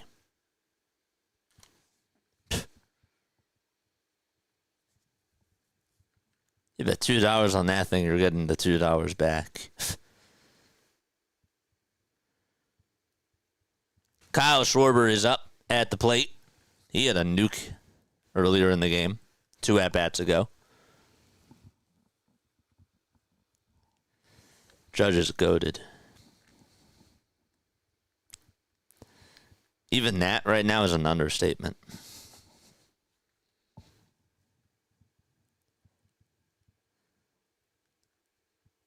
The pitch, and that's taken for a strike. Like the talk that LeBron James gets in his sport, Aaron Judge deserves that talk right now. And LeBron doesn't really deserve it now. 0-1 pitch. This one's skied over towards the middle infield. Shaw's there, makes the catch. And we're going to the top of the 7th. 6-1 Phillies against the Chicago Cubs. We haven't had a race to hit 400 in years. And that's what this guy's doing.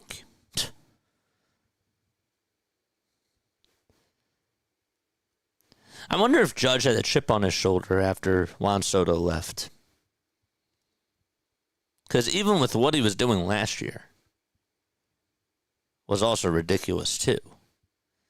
But I don't know. I remember George Brett, Rod Carew, and Tony Gwynn having a shot at 400 late in the season. That's crazy. Folks, hit the like button. Hit the subscribe button as well. It's Judge / Ohtani in MLB. Every other player is on level 2, 3, 4 beneath them.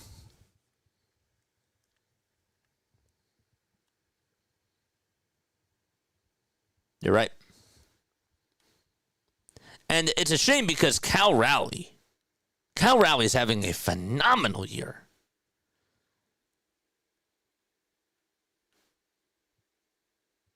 Cal Raleigh's playing really good baseball. And we're not even talking about him. Because what Aaron Judge is doing is just historic. What's up, John? Thanks so much. I appreciate it.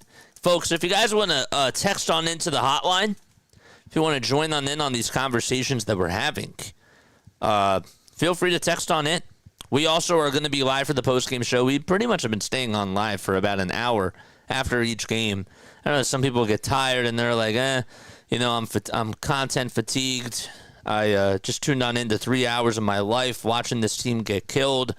So why would I stay on here for another hour? I understand that philosophy. But if you guys want to come on, if you guys want to voice your opinions, if you have thoughts about the Phillies, we can always talk about that. We're going to be doing this for the Eagles and for the Sixers too, with the way that we've been formatting these games. Over the last week, I'm telling you, we've been doing, I think every post-game show over the last 4 games have been pretty much over an hour. The pitch on the way. This one's popped up over towards the first base side. Aldo Kemp gets under it and makes the catch right next to the mound. And so, 1 out in the top of the 7th.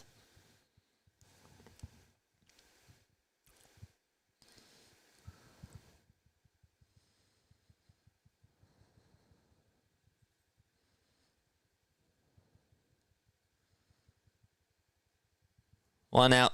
Max Lazar's pitching, by the way. And the pitch that he throws, swing and a miss.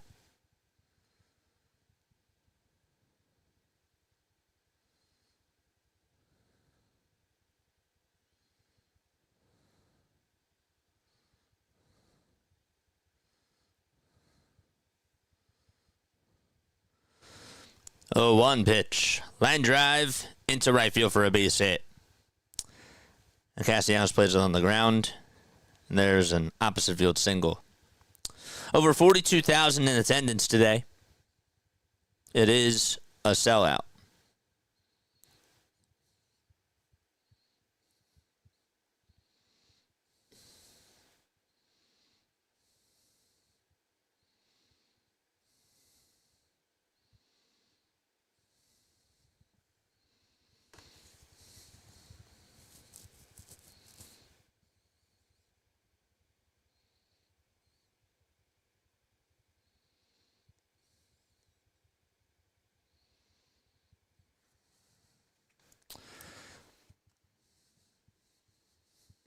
Oh, 1 pitch.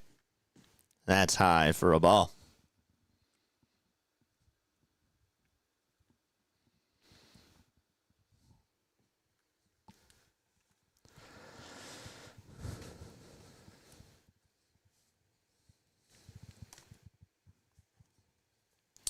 One pitch. This one's grounded over to third base. Bohm backhands it, throw over to first. It's a foul ball.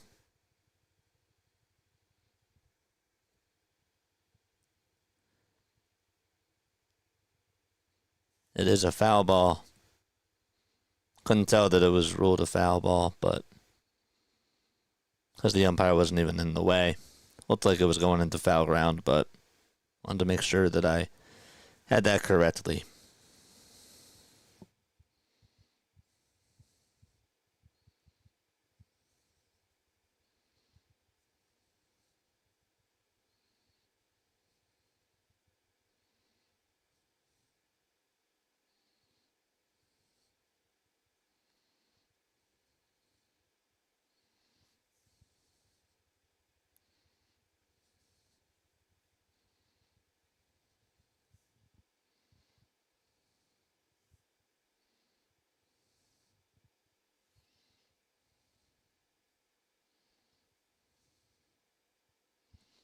One-two pitch.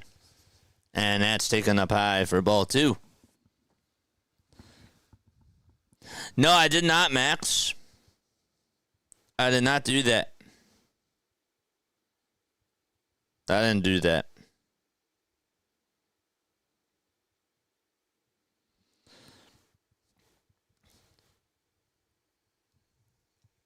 The pitch on the way. Check swing. Did he go? And Matt Shaw's walking back to the dugout. They say, yes, he did. And there's 2 outs.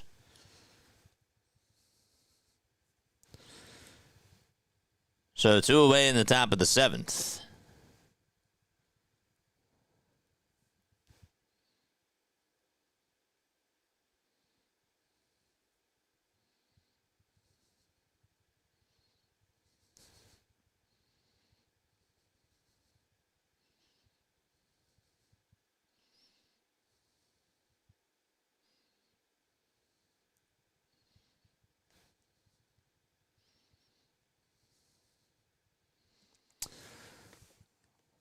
The 1-0 pitch. That's a pie for ball two.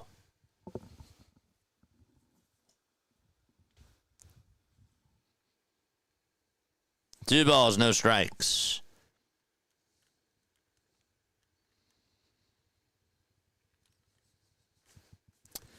2-0 on the way.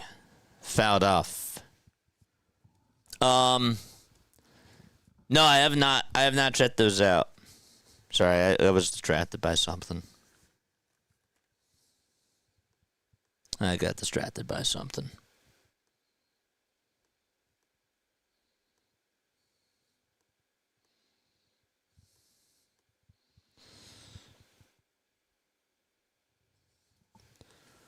Two balls, two strikes.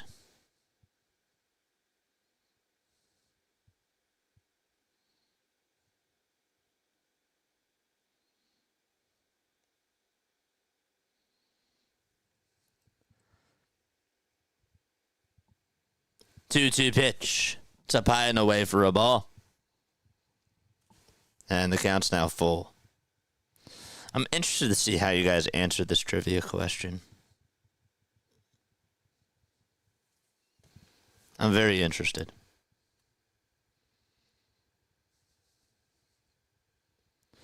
Three-two pitch. Fly ball hit out over towards deep center field. Rojas is there, though, and he'll make the catch, and we're going to the bottom of the 7th. It's trivia time. 6-1 Phils. All right. This is probably going to take a little bit of time. I'm going to ask you a Phillies trivia question, and if you get it right, you will hear this, okay? You will hear this. If you get it wrong, you'll hear this. Okay. I want you to name me one Phillies player that has played for the Chicago Cubs.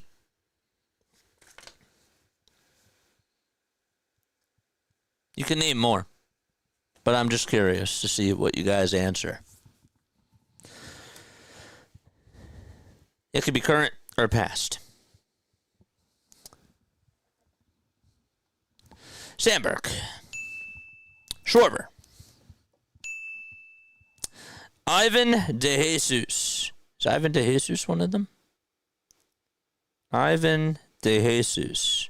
Or wait, Ivan DeJesus. I don't think he is. Oh, unless he's under pitcher. Right? I don't see him there. Bronze Fonz. Fonz is incorrect.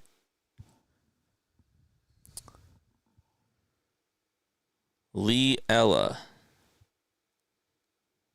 Ella is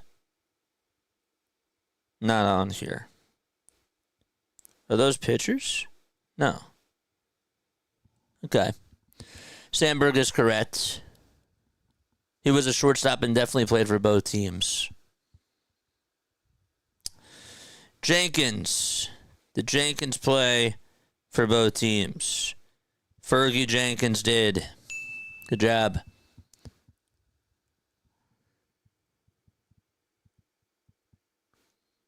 DeJesus is not on this list.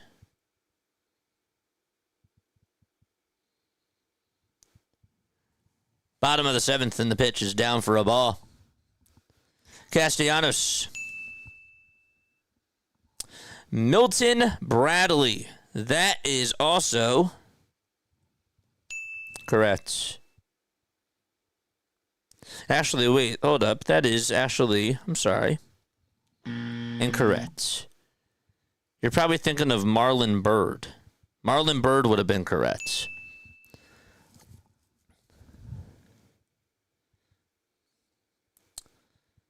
All right. 1 ball, 1 strike to Alec Bone. And the pitch to Alec. There's a high fly ball hit out to deep left field. That's going back towards the track. Goodbye, baseball.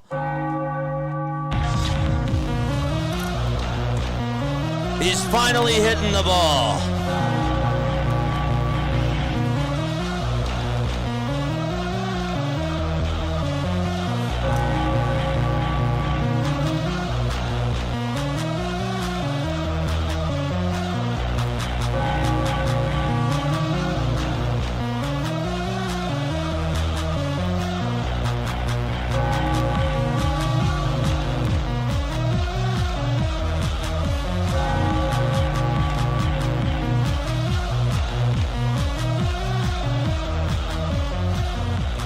Here's Castellanos, the pitch on the way, swinging a miss.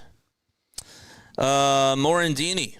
Is Morandini a player that has played for both teams? Morandini is correct. Trio is also correct. Yes. Keith Moreland. Is Keith Moreland? Yep, that's correct. Good job. Arrieta. Correct. Doug Glanville is, I want to make sure I got this correct here. Glanville is also correct. Good job. 1 ball, 2 strikes to Nick Castellanos. Did we say Moreland? Keith Moreland is correct. 1-2 pitch on the way. Strike 3 called. And Nick Castellanos goes down looking. That's his 3rd strikeout today.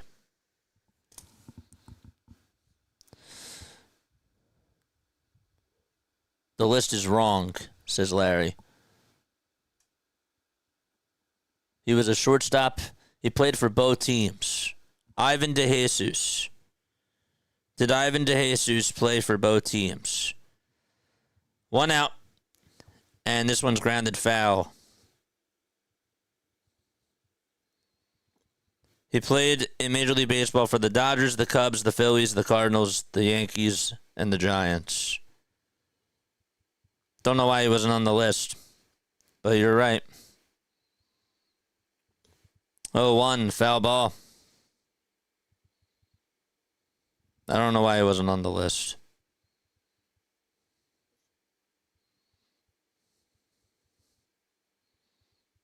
It's weird.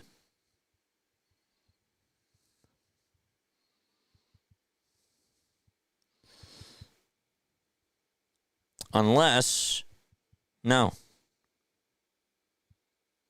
I don't even know why he's on the list. There's Dernier, and then there's Dillhofer. Weird.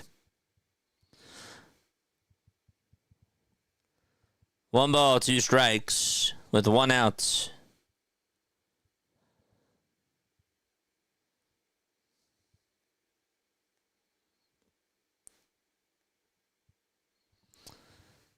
One, 2. That's down for a ball. What were his stats with the Phillies?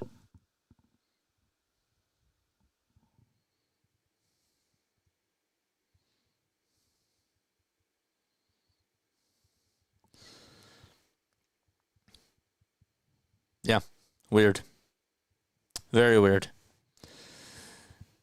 The pitch on the way to Kepler. There's another strike 3 called. And there's 2 away in the bottom of the 7th.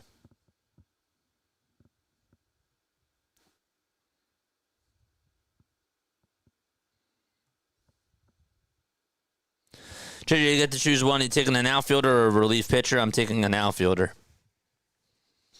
I want an outfielder. 2 outs. And the pitch to JT, it's down and in for a ball. I don't know why he wasn't. Baseball Reference. Baseball Reference is usually really good. And they didn't even have him. 1-0 pitch on the way. Swing and a miss.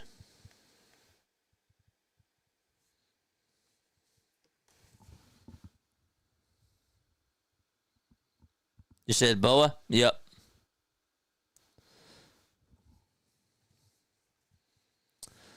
1-1. Swing and a miss from JT.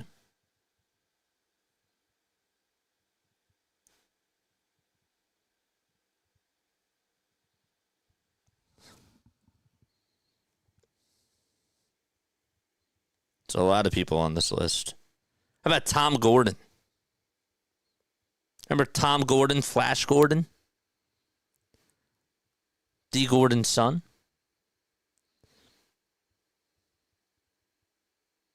Now it's D. Strange Gordon. The pitch. It's 2 balls, 2 strikes.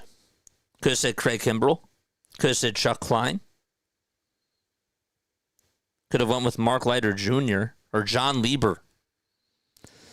2-2 pitch on the way. Swing and a miss. And JT strikes out. We're going to the top of the 8th. You could have also said Ben Brown. Could have said Dave Roberts. Jay Johnston. Jay Johnstone. That is correct. Somebody else asked that before. That was right. Brandon Kinsler. Who else? Kenny Lofton. I forgot Kenny Lofton was on the Phillies. Gary Matthews. Gus McGinnis. Chuck McElroy. Russ Meyer. Look at these names, man. Adam Morgan. Holy moly. Could have went with Hectic Hector. Could say Carlton if you were doing the White Sox. Yeah, it's true. That's so true. Juan Pierre. Dan Plesac. I didn't realize Dan was on the Phillies. Huh. That's interesting. Ross Glode. Shout out to Ross Glode. All right. We're going to the 8th inning. Ross Glode played for both teams. Scott Error. I remember him. I think he won a World Series with us. Or maybe he came after. Clay Condre. Clay was not on the Cubs, but it just made me think about him. Wes Covington. Could have went with him. I forgot Hector. Yeah.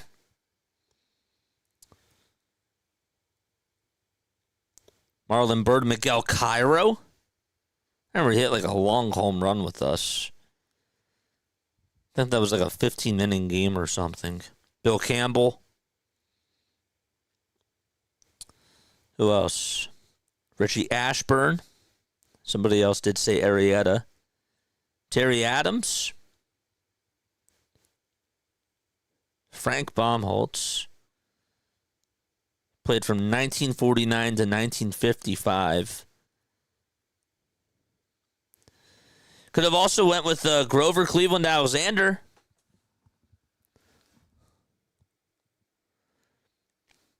Ian Happ is up, sitting on the left side. The first pitch is outside. Was Wathan one? No, not on this list. Wathan. He's not on here. Pitch on the way. Line drive, base hit. It gets past Castellanos. It goes all the way towards the wall. And Happ is at least going to get a double. Rojas bobbled it, and Happ's going to go over to third. Man, our outfield is slow. Our outfield is slow. Nick Castellanos could not get there. And it got by him. And Yohan Rojas went to go back it up. And as soon as he tried to get it into his throwing hand, he bobbled the ball. He fumbled it.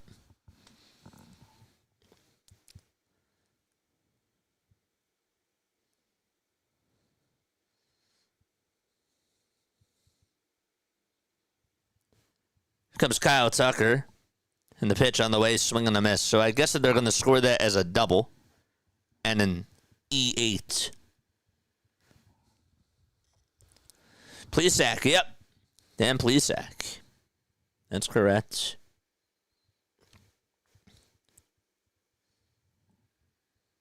Oh, one pitch. This will at least get a run home as the ground ball's hit over to first base. Kemp plays it on a hop, throws it over to Lazar. There's one away, but the Cubs do get a run back. It's now 7-2. Cole Hamels. Yeah, you could have went with him as well. Cole Hamels was another one, for sure. Could have went Gus McGinnis.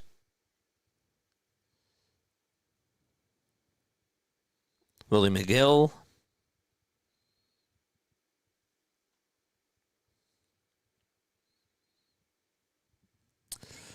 Pitch on the way, and that's taken down for a ball.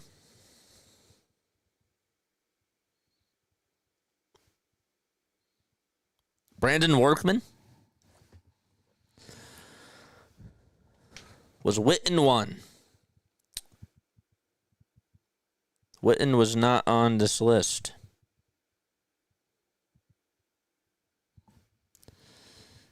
One ball, one strike. The next pitch is in there for strike two.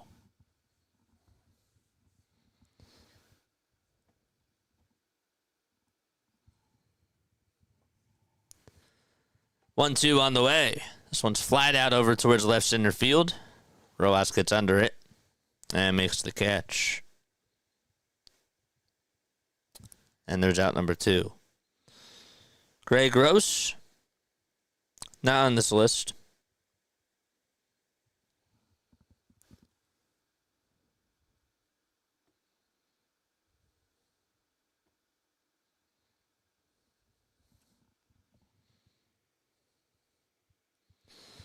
We can look it up, though. It was Gray Gross. We could see. Here's Dansby Swanson. Takes the pitch down for a ball.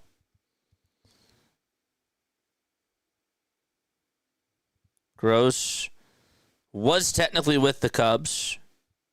Again, I don't know why he wasn't on the list. Don't know why.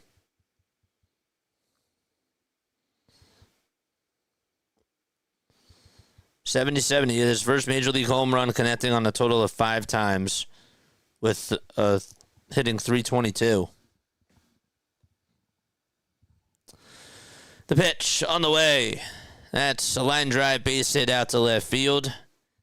And there's 2 away.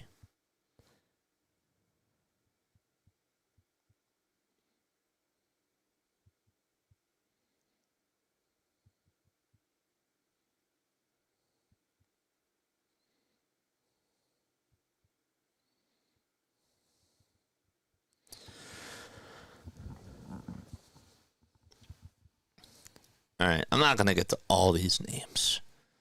Terry Mulholland, I said yes. 2 outs, top of the 8th. And the pitch, there's a fastball. It's in there for a strike.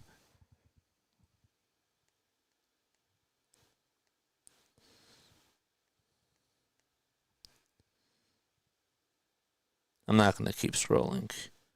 Drew Smiley. Could have went with him. 0-1, foul ball. I don't see Shoe on this list.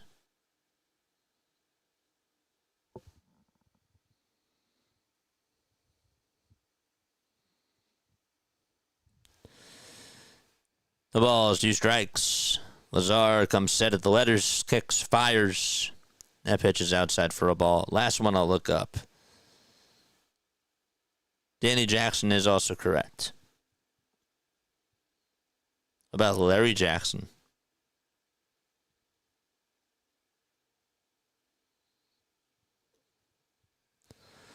One-two pitch. Line drive, foul ball.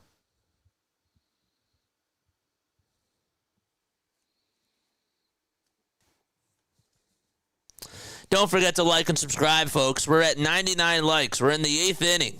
Come on, man. We got to get to we have to work up the likes. Let's go. Come on. Pump up the likes. 1-2 pitch. It's high for ball 2. Attaboy, we hit 100. Let's get to 200. Let's work it up.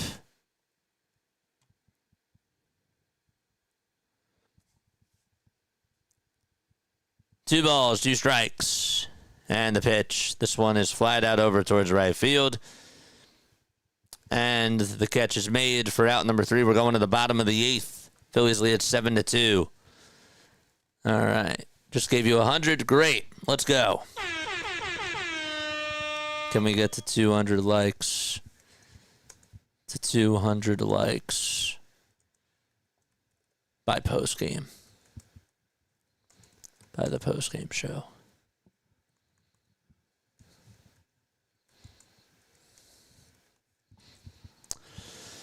There we go. Did I spell this correctly? Yeah. Okay, good. Good stuff. All right, come on after the game for a post-game show. And come talk to us. Hit up the phone, 610-314-0844. The phone number is right in the ticker. It's right in the description. It's on the screen. And it's in the live chat as well. If somebody else wants to post the hotline, you can. You can text on it. You can call on in as well. Somebody left us a voicemail before. I actually wanted to read the voicemail message. Where is it? Or maybe it was a text message.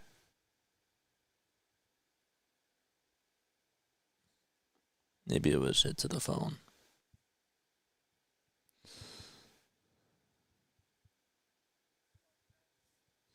Oh. Never mind. I don't know who it was, but somebody from Allentown called. And they were going to ask how many hits, how many total bases was it going back to the on this day in Phillies history? Oh, it was, and then he finds out the answer. Oh, it was 47. He wanted to know live. How many hits, how many total bases was it? Oh, yeah, 47. Yeah, you figured it out. I appreciate the call, though. Thanks for the voicemail message. Guys are awesome. For some reason, this isn't working, so I'm going to X out of this. And we're going to pop it back out.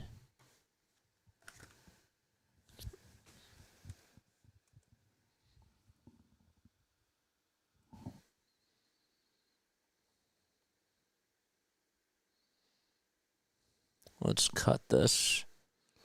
Let's paste it. Cut, delete, apply. Let's try it one more time. Otto Kemp is up. And the first pitch that he takes is inside for a ball. I think we missed a play. Stock got on with a single. 1-0 pitch to Kemp. This one's flat out over towards right field, over towards the line. It is a foul ball.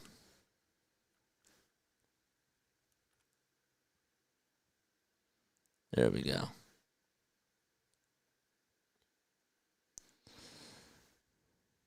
Get those likes up, folks.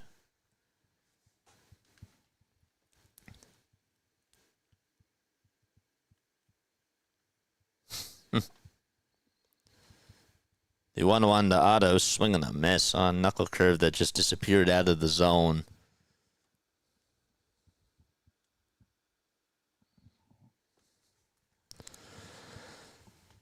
Tomorrow the Phillies have an off day. Then they're back at it on Friday against the Jays. 1-2. Chopped foul. Don't forget to like and subscribe.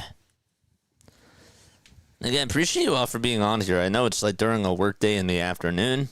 Spread that word if you haven't done so already. Kutch now moves into third place on the franchise all-time home run list for Pittsburgh. 1-2. That's outside for ball 2. I was going to say, didn't McCutchen play for the Cubs too? But no, he did not. McCutchen played for the Pirates, the Yankees, the Phillies, the Brewers, and that's it. 2-2, it's up high for ball 3. Throw over the second base to get Stott. He is out. Nice throw by Kelly. Late jump by Stott. Got him right on the swipe.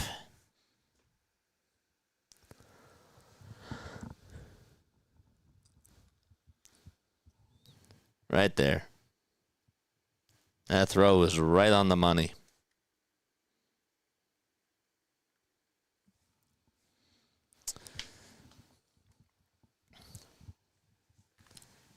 One out. And the 3-2 to Kemp. There's a high fly ball hit out over to deep left field. That's going back over towards the warning track, towards the wall. It's caught, though. And there's out number 2. Otto Kemp just missed a home run by a couple of feet. He went as far as he could towards that wall hap to make that catch. Michael Mercado's warming up, and he will be pitching in the 9th inning. Phillies sent down Carlos Hernandez and called him up today. Rojas is coming up to the plate. Phillies lead at 7-2.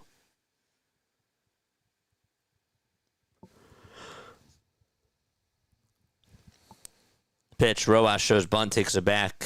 That pitch was low.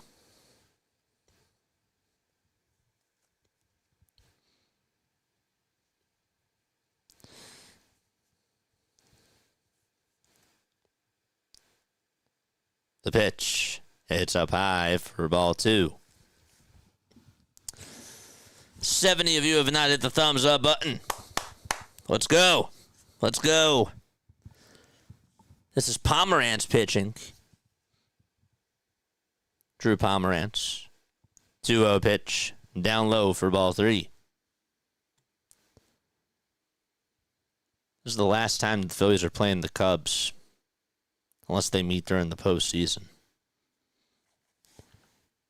3-0 pitch on the way. It's on the outside corner for strike 1.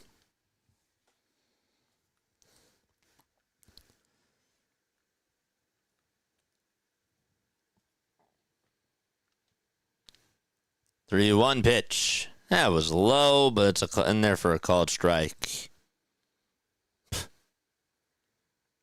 Man. I always like to catch. Yeah, me too. Played the game the right way. Another person that did that, Hunter Pence. 3-2 pitch. Foul ball.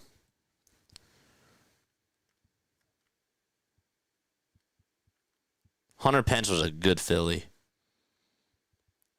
3-2 pitch. Foul ball.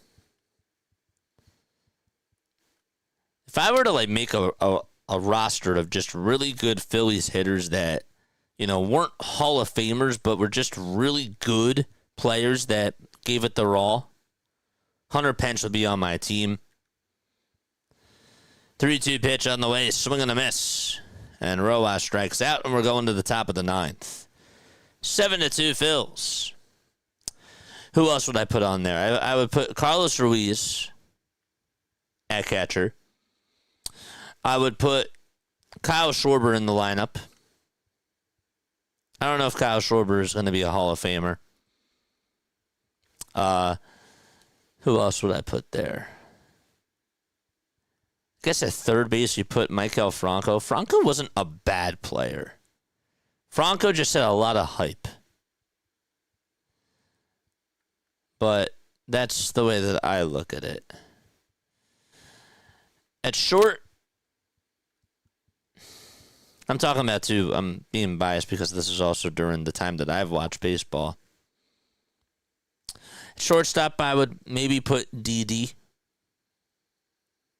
At second, I put Cesar Hernandez. Cesar always did give it his all.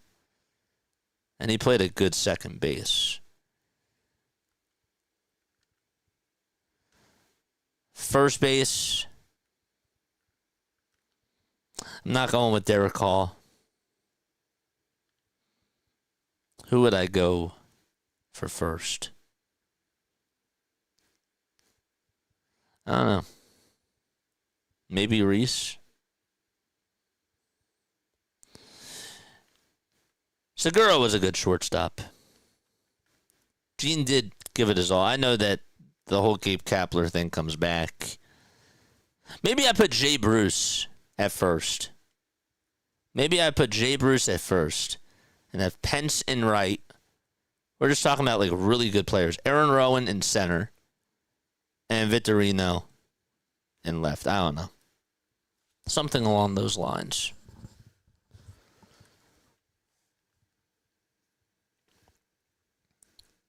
I liked Hunter. I was really ticked off when they got rid of him. Yeah.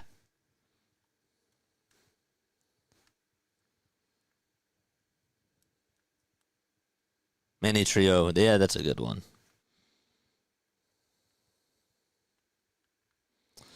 The pitch on the way, and that's taken for a strike.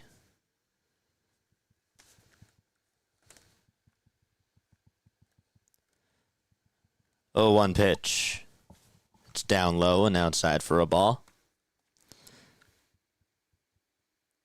And I guess you'd have to put Bobby Abreu there. Joe Morgan. Not bad. Top of the ninth, Mercado's pitching. 1 ball, 1 strike, and the pitch to Justin Turner. There's a fly ball hit over towards center field. Rojas is there, over towards the track, makes the catch, 1 away.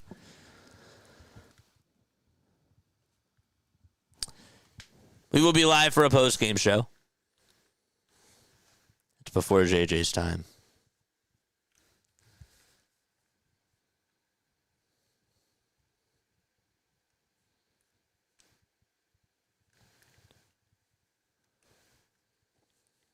The pitch.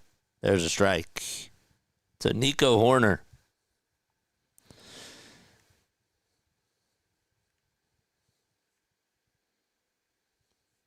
Oh, 1 swing and a miss. I put Cliff Lee on that list. Cliff Lee was just a good player. Not a Hall of Famer, but a good player.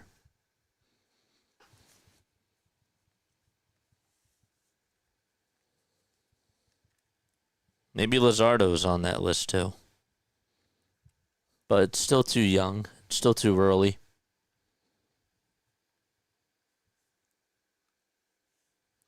Oh, 2 on the way. It's in the dirt for a ball. Howard is a Hall of Famer, though. I'm talking about like non-Hall of Famers that were just good Phillies players. 1-2 pitch. Fouled off.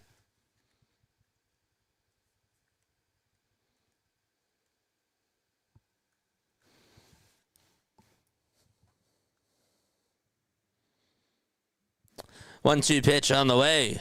Swinging a foul ball. Ben Revere. It's not a bad choice.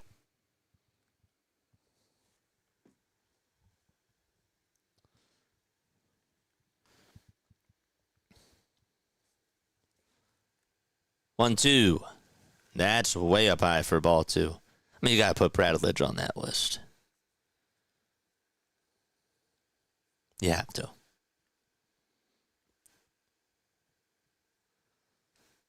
Who did I say for shortstop? I said Gene. But you can make the argument that, there were times where he didn't hustle. 3-2 pitch. This one's grounded over to third. It's picked up by Bohm. Throw over to first in time for out number 2. Jimmy Rollins for an MVP. Yeah, I'm talking about non-Hall of Fame players that were just good because of their grit. I'm sure there's probably other shortstops that you could think of, but Gene was the only one that I could think of. Baker McBride. He's not a Hall of Famer, so that he would be good on that list. Bo was a Hall of Famer. I consider him to be a Hall of Famer. I didn't put Utley on that list, even though Utley's not a Hall of Famer. He's up there for me. 2-0 pitch on the way. And that is going to be fouled off.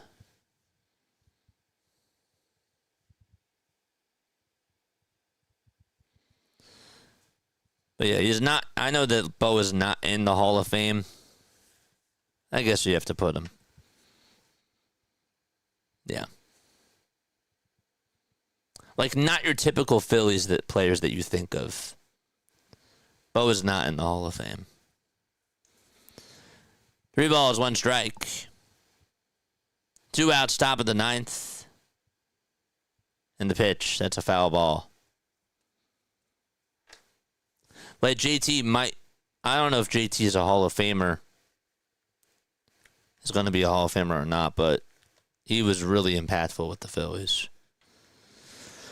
All right. Payoff pitch on the way. It's up high for ball 4. And there's a 2-out walk. What's up, Bazooka?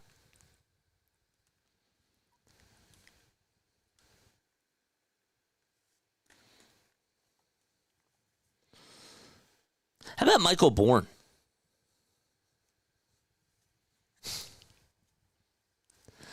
Just kidding. Just kidding. Vidal Brujan is up. He takes low and inside for a ball.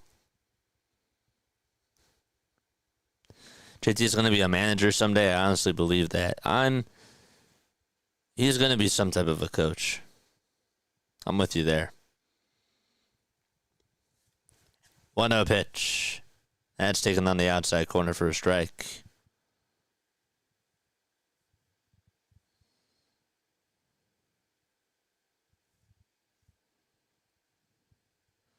One. Fly ball hit out over towards left field. And Kepler's there, and he'll make the catch. And the Phillies take the series against the Chicago Cubs and win by a final score of 7-2. Ring the bell. The Philadelphia Phillies win. There we go. Ring that bell, baby.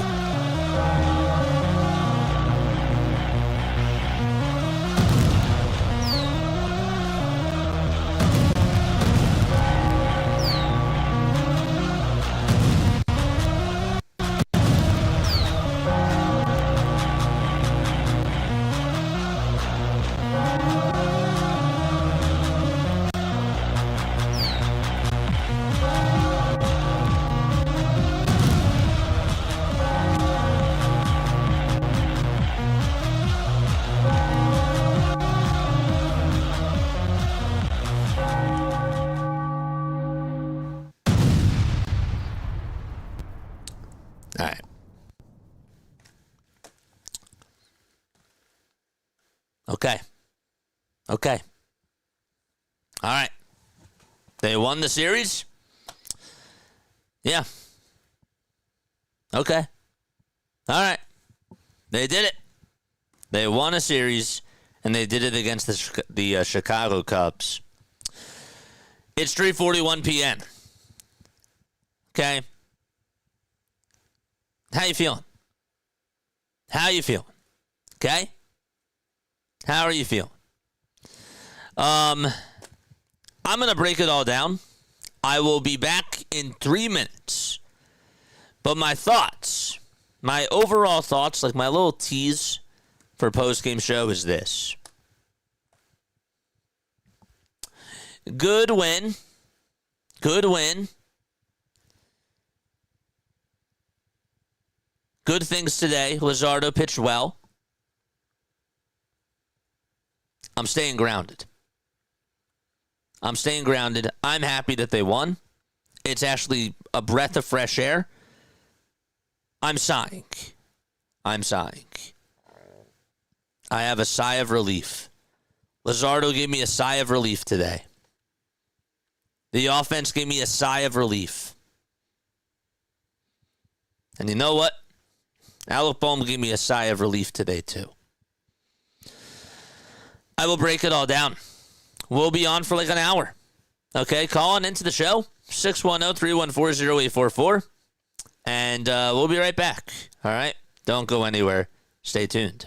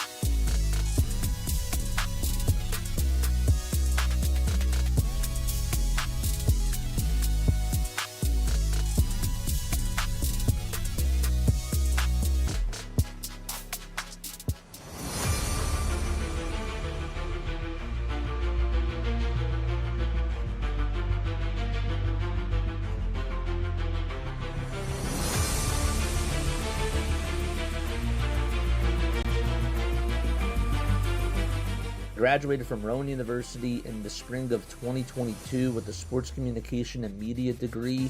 I got to actually call minor league baseball and G League basketball games while I was in school. And then I graduated, and as soon as I graduated, I went to NFL Films in Mount Laurel, New Jersey. And as much as I loved that experience, I miss putting on the headsets. I decided, you know what, talk is cheap. I have a laptop that's in my house, and so 21 months later, here we are, still on YouTube, calling games and building an incredible, loving community on here with the people that I call my Philly freaks with a capital P and a capital H. We go live for every single Phillies, Sixers, and Eagles game, and we do it like old school radio play-by-play style. I'm Jason Joseph, and this is Play-by-Play with JJ. I showed a swung on, barreled out to right field. Bye-bye baseball. That baby is long gone.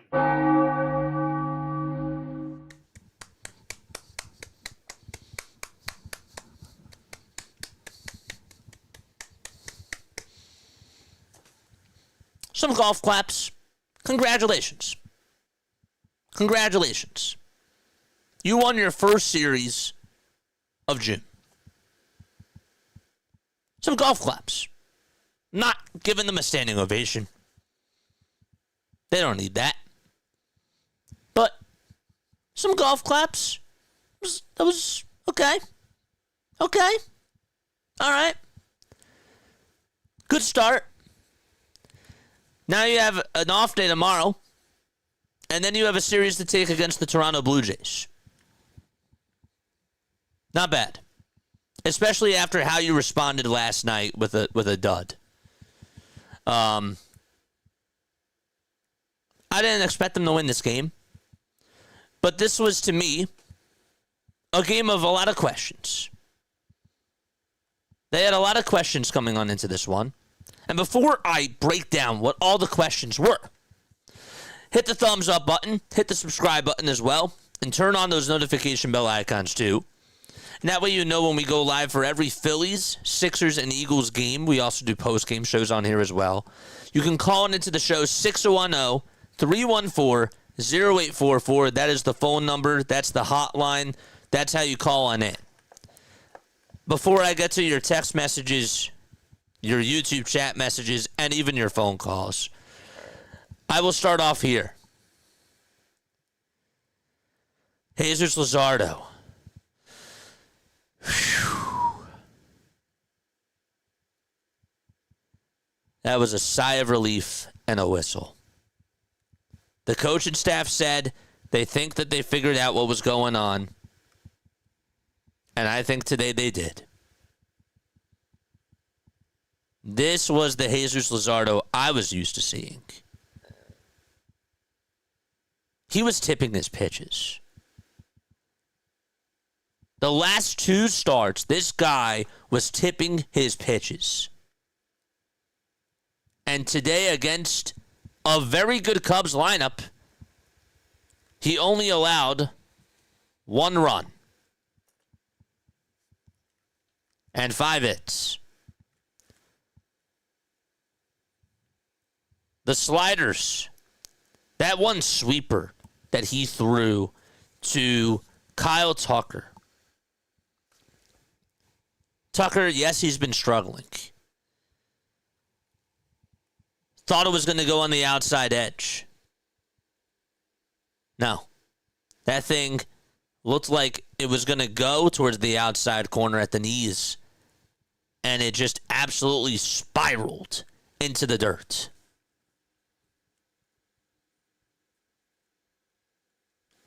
We had those types of sweepers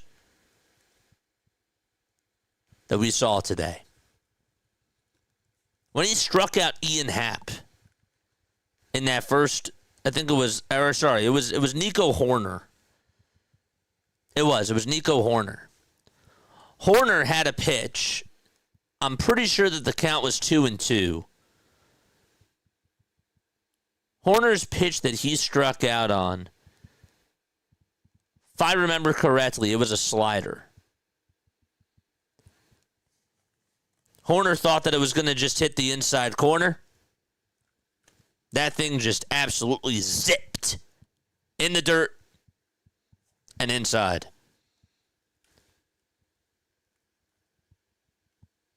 The movement that he's had on his pitches when he is on, it is like watching one of the top 5 pitchers pitch in all of baseball.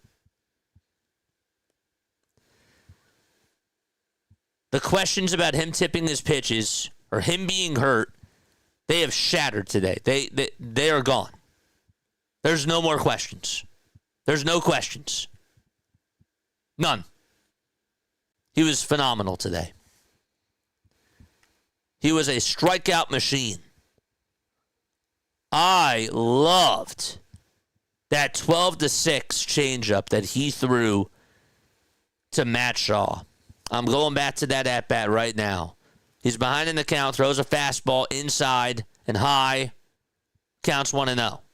Comes back with a four-seamer at 97 that hits the upper third of the zone. Okay. Then goes sweeper at the knees. And Pitch Tracks says that it was just below the middle of the plate, but it was lower than that. I remember. It looked lower than that. And it had a high release point, too. And then he throws a slider. That's a foul ball. 1-2. He has a pitch to play with. A couple if he wants to. Goes changeup. The pitch was outside. Shaw thought that it was going to hit the outside corner. And with the zip that thing had, that caused him to think that, and it would have been a ball. It would have been a ball. If he would have guessed, he would have won. But he had him thinking, guess what? I'm going to throw another fastball. Threw him 2 in that at-bat. I'll give you a changeup. The changeup, the sweeper, and the slider, I will say, I will grade all those pitches today. B+ for the sweeper. A- for the slider. B+ for the changeup. The only reason why I said B+ for the changeup was because of the RBI single that he allowed, or the RBI double that he allowed off of Nico Horner's bat. Because that changeup was flat. That was a flat changeup. Luzardo shut up the haters today. Shut up the people that were questioning him, including me. Is it just him tipping his pitches? I really wondered that. He didn't walk anybody. He went 6 innings and gave up no walks and struck out 10 batters. They fixed the problem.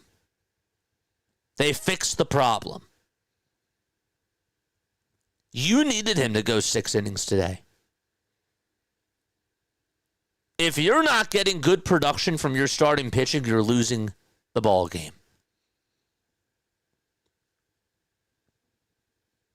The reality is, your starting pitchers have to go 6 to 7 innings a night if you want to have a chance. That shouldn't have to be the case, but that's reality. They need to go 6 to 7 strong innings for you to have a chance to win a baseball game. And Luzardo gave it his all today and was in control.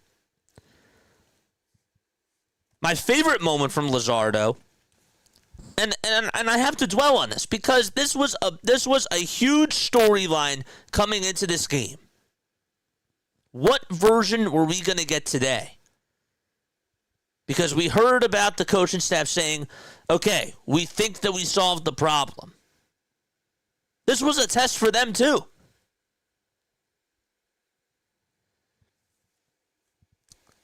Two fastballs to Kelly and Turner to start off the second inning. I thought to myself, uh-oh. Here we go. Here we go. After one nice inning, second inning, we're not feeling good. Our stomachs are starting to churn a little bit. Please, Jesus, get out of this. Please get out of this. 1, 2, 3 strikeout. Struck out all three batters in that second inning. Dialed in after that. If he gives up a run in that second inning, it's going to be a long day. It's going to be a long afternoon. Slider, changeup, slider to Horner. 1, 2, 3. Falls behind in the count. 1-0 to Shaw. Four-seamer, sweeper, slider, changeup. And that changeup, again, disgusting. And Brujan, 0-2, battles back in the count and looks at a sweeper that I thought was his best pitch today. I thought that pitch and that at-bat to Brujan was the best. So, Luzardo,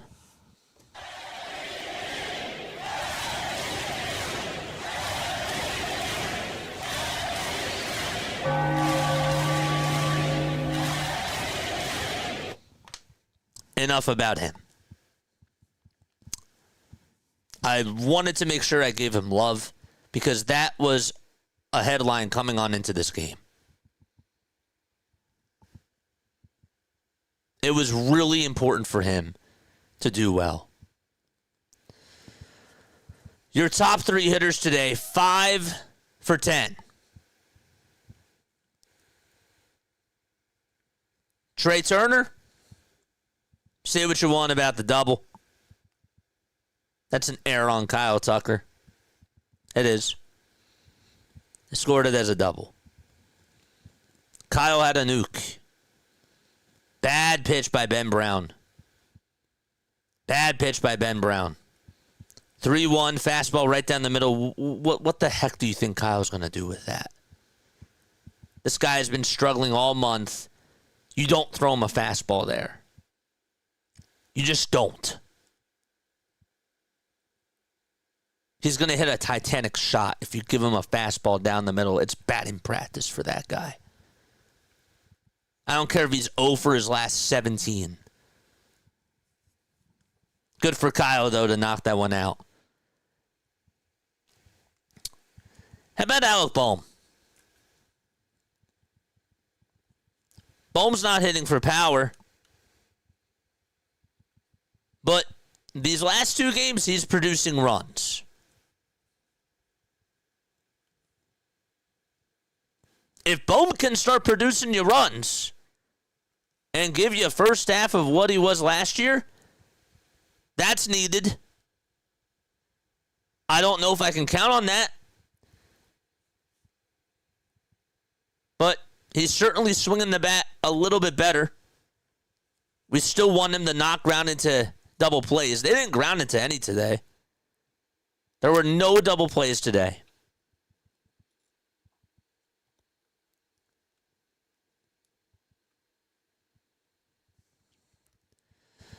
Kepler had that nice double.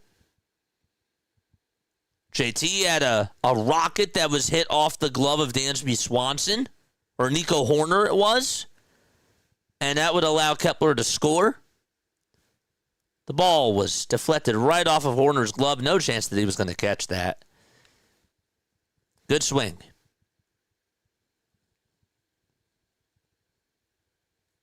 Kemp got another hit. Started a single. Thought that this was actually a kickback game for the Phillies. The last time we had that, late May. It's been a while. It's been a while. Your offense today is 10 for 33 with 7 runs scored. They did strike out 9 times. They only lost 3 times, but 2 homers, including one by Baum. He needed that homer. And Schwarber, I think, needed that. I think Schwarber needed that homer for his psyche. He also did walk. He did. And Turner got on 3 times. Rob did push the right button with putting Turner in the leadoff spot today and moving Stott down.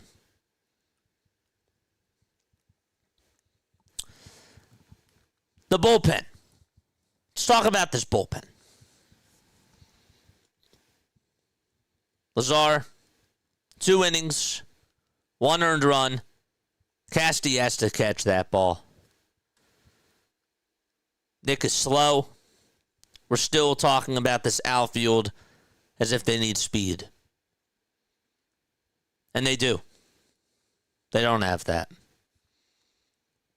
I'm still watching misplays on the bases. Bryson Stott got caught stealing after he singled to right. Ruins the rally. I know that they're up by 5, but there has to be purpose. I'm all over the place, but you know what I really liked? When Trey led off that first by setting the tempo and getting on with a single on a 2-0 pitch. I don't really like him swinging at 2-0 pitches, but he got a fastball, and to his credit, he pulled it out to left. Schwarber then got on with a walk, and Turner stole third, and they did a double steal. That double steal set the tone because you're getting rid of the double play. Bohm actually would have grounded into a double play, and instead got an RBI ground out. Casty did strike out. Unfortunate. Chased after a knuckle curve in the dirt. But then Kepler got on with a double. And JT hit a rocket. That double steal was big. Because, again, it's a rally killer if you can't get Turner and Schwarber home. So I like Trey in the leadoff spot today. I thought that that was part of the reason why you did win, or why you were able to score runs.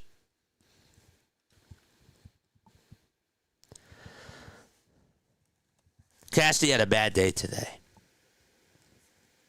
Casty was awful today. 0 for 4, struck out 3 times to my counting. Missed a foul out over in right field. Lost it in the sun. Had a bad jump on a ball that was ruled as a double. And then an error on Rojas on trying to get it into his bare hand on that same exact play. And then not only that, but after Casty did get on, I think it was in the 6th or in the 5th inning. I think it was the 6th. He gets the double, almost misses a homer, or just misses a homer, and it was actually a triple. Gets himself out at the plate after Kepler walks and JT grounds out.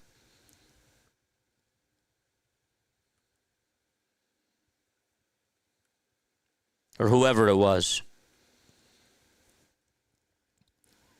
Every time there's a runner on at third, this team just thinks go, go, go. And Turner at least has the speed. Casty was a dead fish at that plate. I still have to bring these things up. I still have to talk about them. I do. Because while there was good today, they're still bad.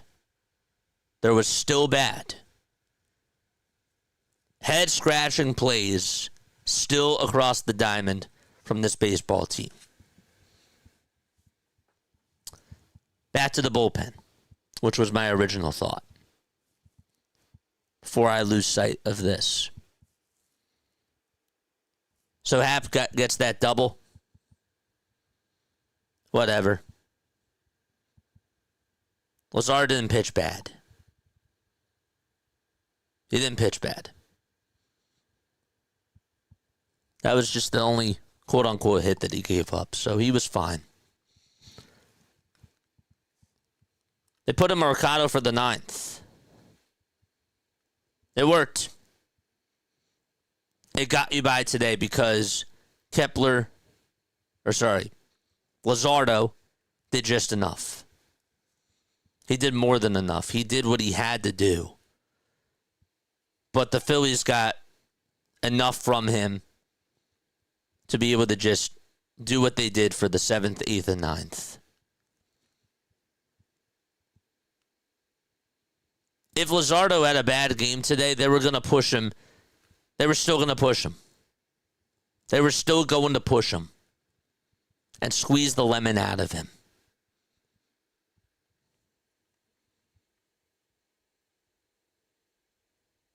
They were like, please, we're begging you. We need you.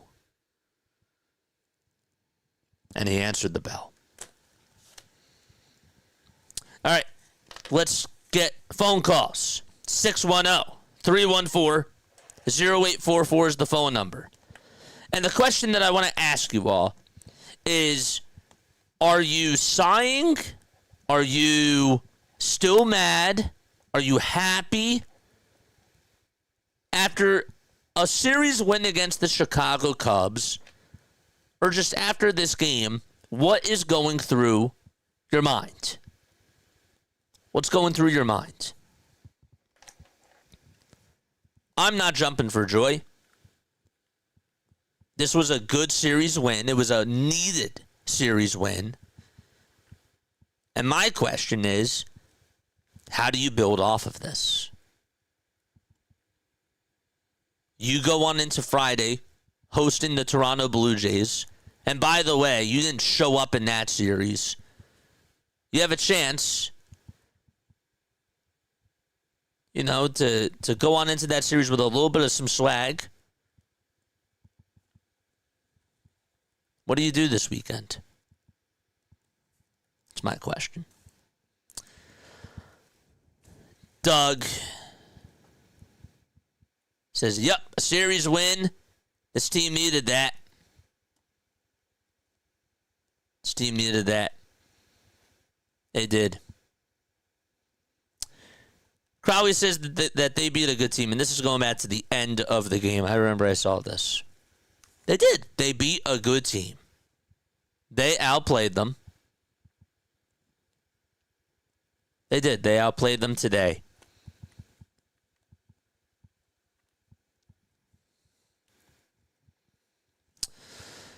All right. Let's scroll down. Let's go to actual comments from today's postgame.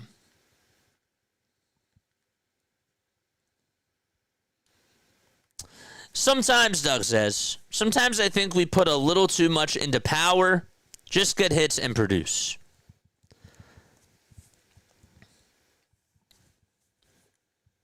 When I read you that home run list, and I could probably go back to that. When I read you that home run list, it made me think to myself, when you look back on that, list, okay, they're doing too much. In their heads, they want to kill the baseball. You don't have to kill the baseball. That shouldn't just be your mindset. If your approach is, I want to go kill the baseball, I want to tear the cover off the baseball, and I'm going to be impatient about it, you're playing MLB The Show. That's what's going on. You're looking for the sexy swing, and it's not going to come. Put the ball in the gaps. When Trey Turner was going on his little spurt, and he got those winky-dinky singles, was like, yeah, okay, he's getting hits, but he's just getting singles, and they're just off the end of the bat, or they're infield singles. When he started hitting doubles, when he started hitting the ball off the barrel of the bat, and the exit velo was going up, I started to say, okay, now you're starting to show me something. Then he got a little bit cold.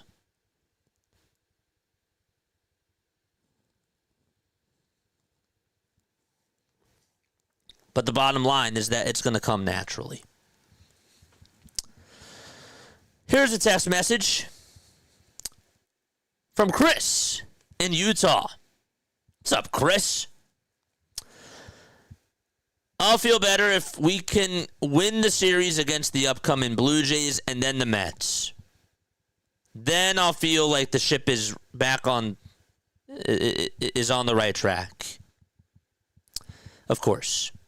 Is Luzardo back to normal? You rock, JJ. First of all, Chris, thanks for texting on in. Is Luzardo back to normal? You struck out 10 batters today, and you did it against one of the best offenses in all of baseball. Like, that's not a fluke. Those 2 bad outings that he had were flukes. He was tipping his pitches. I said he has to be. Like, you don't just regress like that. Maybe in Philadelphia it's different because we're used to athletes doing some insane things. But my gut was telling me that there's no way Luzardo is just that bad. If this was against the Pirates, if this was against the Rockies, I would have more questions and say, okay, now can he do this against a really good team? He did it against a very good team. So I do think, yes, I think that all the questions should be out after this game. Now, you have a right to feel however you want to feel, but to me, those 2 games were outliers. They were outliers. This was the Luzardo that I was used to seeing.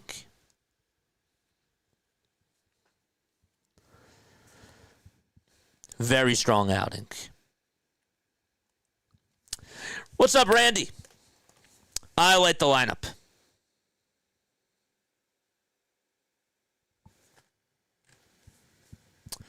Had that trip, that was it. Schwarzenegger swinging at sucker pitches. Yeah, he didn't really do that today. In the 4th inning, that was the only time where I was scratching my head and I said, okay, like, why are we swinging at that? But I thought Kyle Schwarber actually had a good day. I did. I didn't think he was bad at all.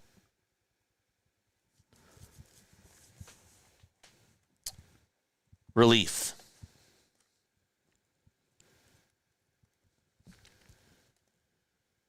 You can breathe.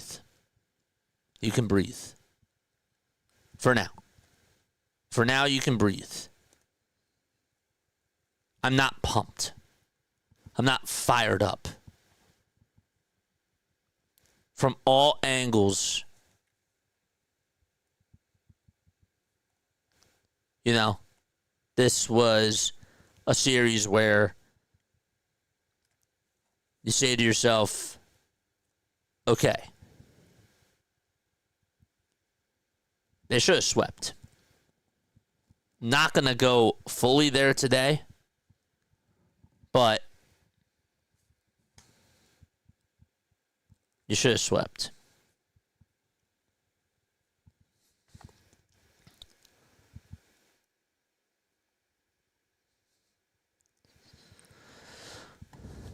You got to get it together.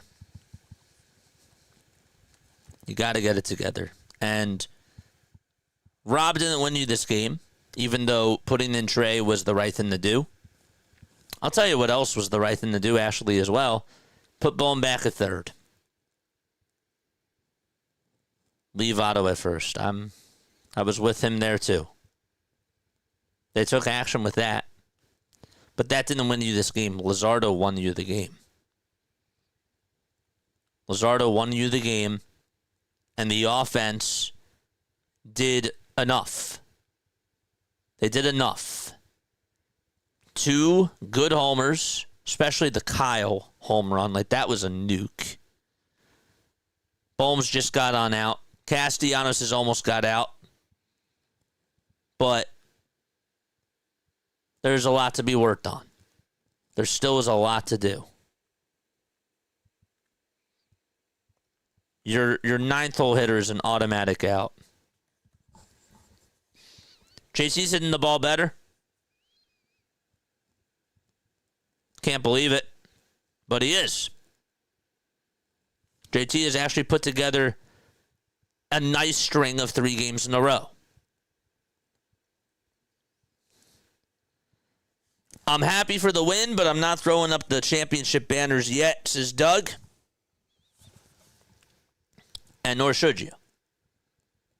Nor should you.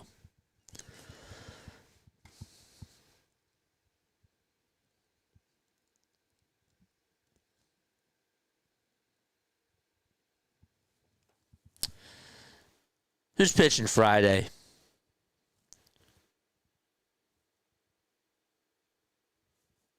Ranger Suarez versus Kevin Gausman. Gausman's not bad. Gausman has only given up. He's actually done pretty well over his last 3 outings. He had that one little hiccup on Sunday, June 1st. Other than that, though, he's been good. Beat him on Friday. Take advantage of that guy on Friday. Because you should. How did they do that the last time that the Phillies played him? I don't think he's pitched against the Phillies since 2023.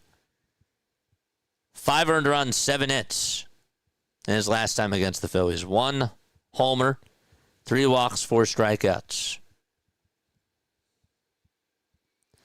Time before that, 6 innings, 5 hits, no earned runs, 8 strikeouts.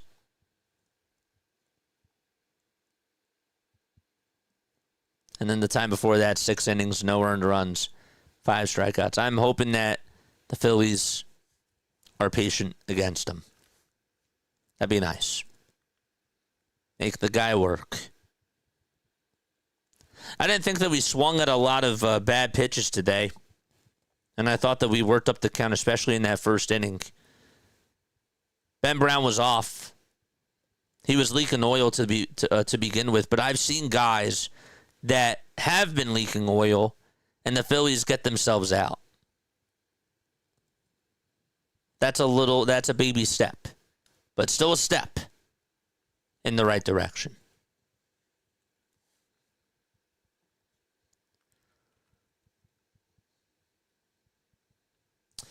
Bohm is snapping out of it, it seems. It's just hardcore. Yeah, I just don't like it when he's always swinging at the first pitch. That's like my only critique right now. But it does seem like that he's hitting the ball better. And he's driving in runs. And I said it, and you probably commented during this comment that I made. But if he can drive in runs again, I will take that in a heartbeat. This team is desperate for that. They are desperate.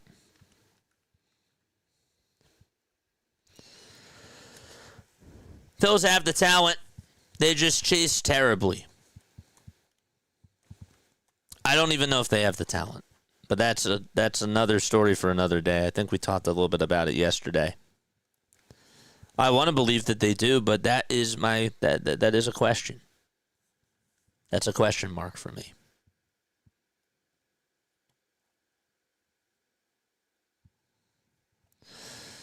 Going back to the fielding errors. And again, calling into the show, 610-314-0844 is the phone number. Like, how, again, are you feeling after this type of a win? Those fielding errors have also hurt us with losses. And they most certainly have. Thanks, Hardcore. Kyle Schwarber's now speaking to the media. Bohm's now hitting .333, according to Luke Arcani, over his last 31 games with more RBIs than strikeouts. I wish that stat would also include which ones weren't meaningful and which ones were. I like to call it clutch at-bats. They have clutch time in the NBA. I would like to know if you just put in the clutch at-bats, the games that are close or the times where the game is close and there's a meaningful at-bat. But they're not going to tell us.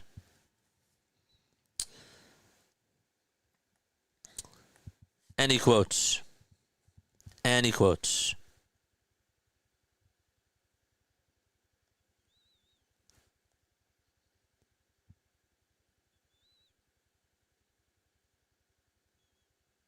I can't see any live tweets now from Rob.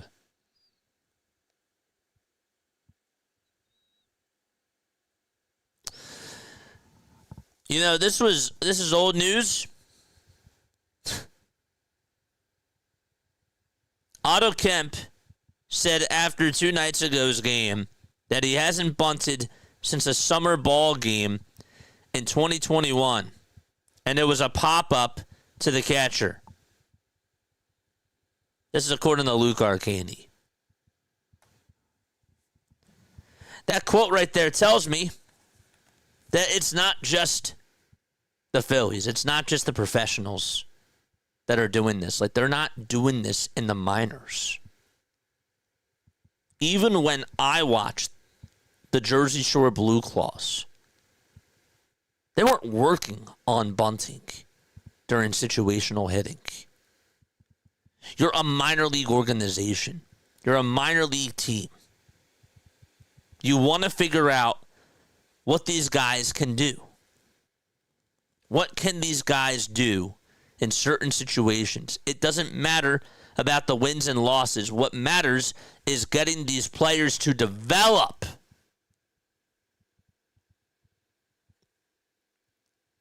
And it kind of starts from there.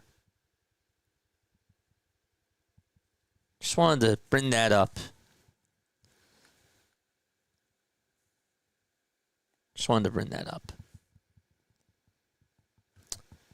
Randy says he's not consistent.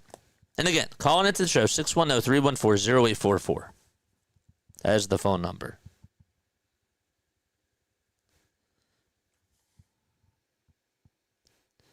Yesterday was a bad final 3 innings. And yesterday's gone. I'm happy that they actually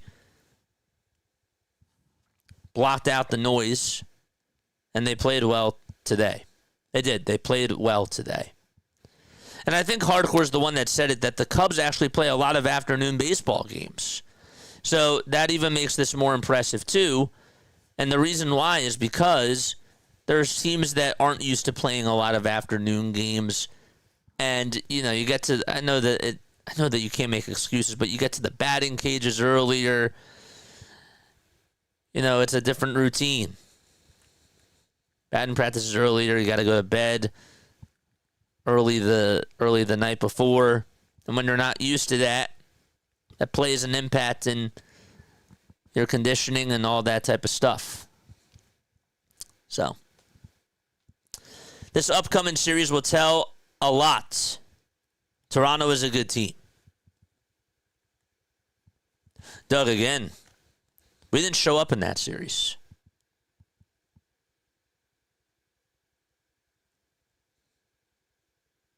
We didn't show up in that Toronto series last weekend.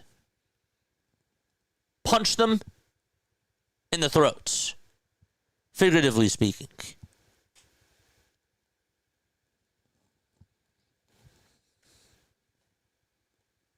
If they sweep Toronto, which I don't think that they'll do.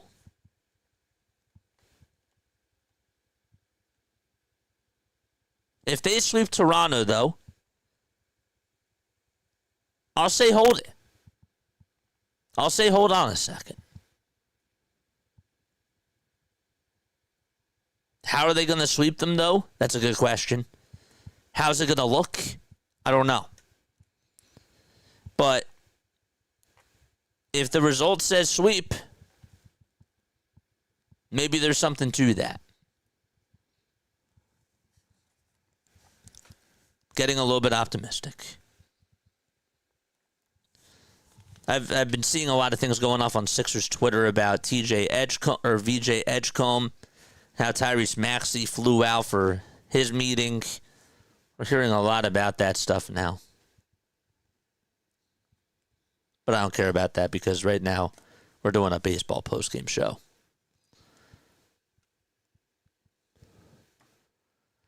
Rob helps you lose games, but never seems to help you win them. No. Nope. He doesn't help you win them. Rob is a wannabe Charlie Manuel. But he's not. The players loved Charlie, but Charlie, even when I would question the moves, Charlie still had a brain. There have been more times than not where I question what is going on in Rob Thompson's head. Would you have put in Michael Mercado in the 9th? I wouldn't have. Would you have put in, what's his name, to pitch 2 innings today? I don't think so. I'm blanking out right now.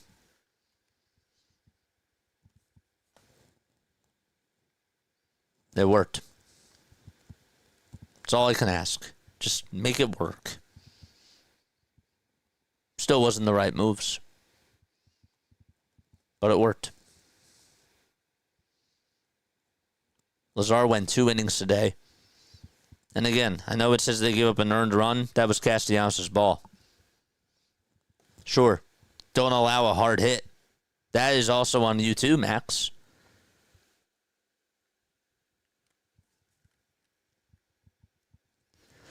Heading out, JJ. Peace to you all.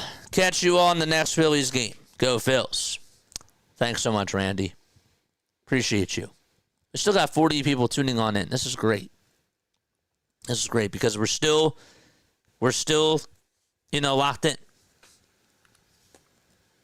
I still want to keep the ball rolling and have a conversation about this team.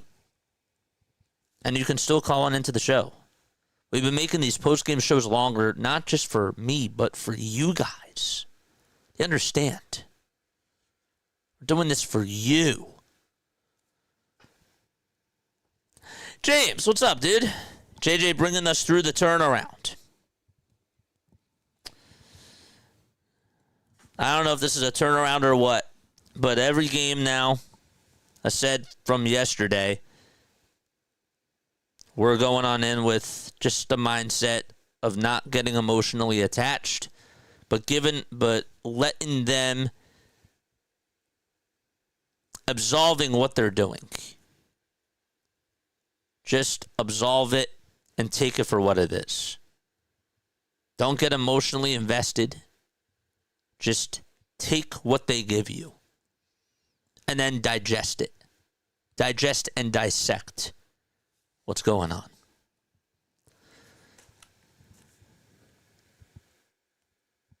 Good point. That's a hole in statistics. Going back to the Alec Boehm thing. And it's not just an analytic. Like, that's not just a stat. When you're up in the second inning with 2 base runners on and it's scoreless, that's a much more meaningful at bat than when you're down 6-0 in the bottom of the 6th with nobody on. It's a different type of an at bat. The circumstances are different. Give me those types of at-bats. That's why I actually like clutch time in the NBA, how they are keeping stats of that, because, again, it's not a stat. That is a stat, if you want to call it that, that goes hand in hand with eye test.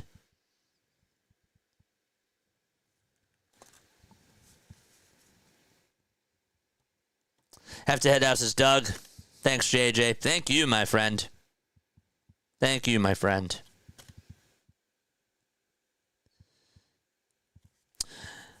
We just got news that's football related, but it's kind of also important. The Eagles have agreed, according to Tom Pelissero, they have agreed to terms with the number 31 overall pick, Jahad Campbell, on his 4-year, $14,903,574 fully guaranteed deal with a 5th-year option. Only 4 of 32 first-round picks are unsigned as minicamps wrap up.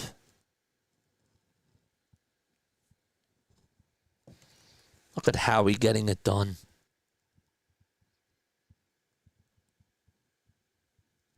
I love the move. My first reactions are, I love this contract. But back to baseball. Back to baseball. I think we caught up to all the chats.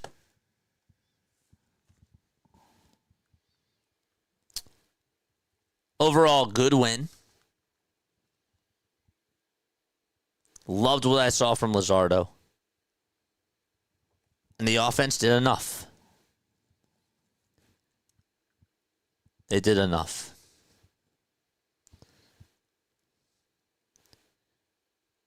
JT, 5 hits in his last 3 games. 3 RBI. He's hitting better.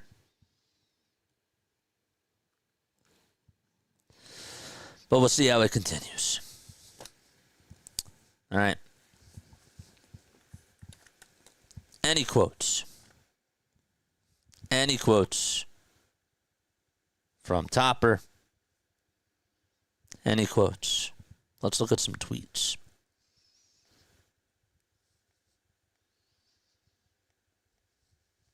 It's Wednesday. I like that. Wednesday. Wednesday, get it? Wednesday.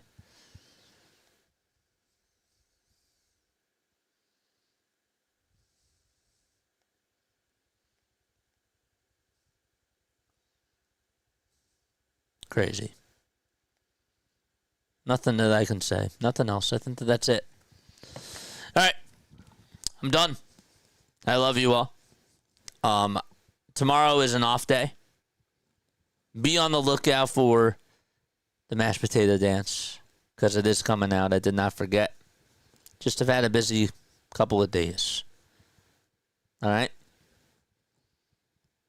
I love you all so much. Hit the bell icons. Turn the bell icons on for any content. Maybe I might go live tonight. We'll see. Or I might go live tomorrow. I don't know yet. But have your bell icons turned on. And I will catch you all in the next one, all right? Go Phils. Lava Tov. And goodbye.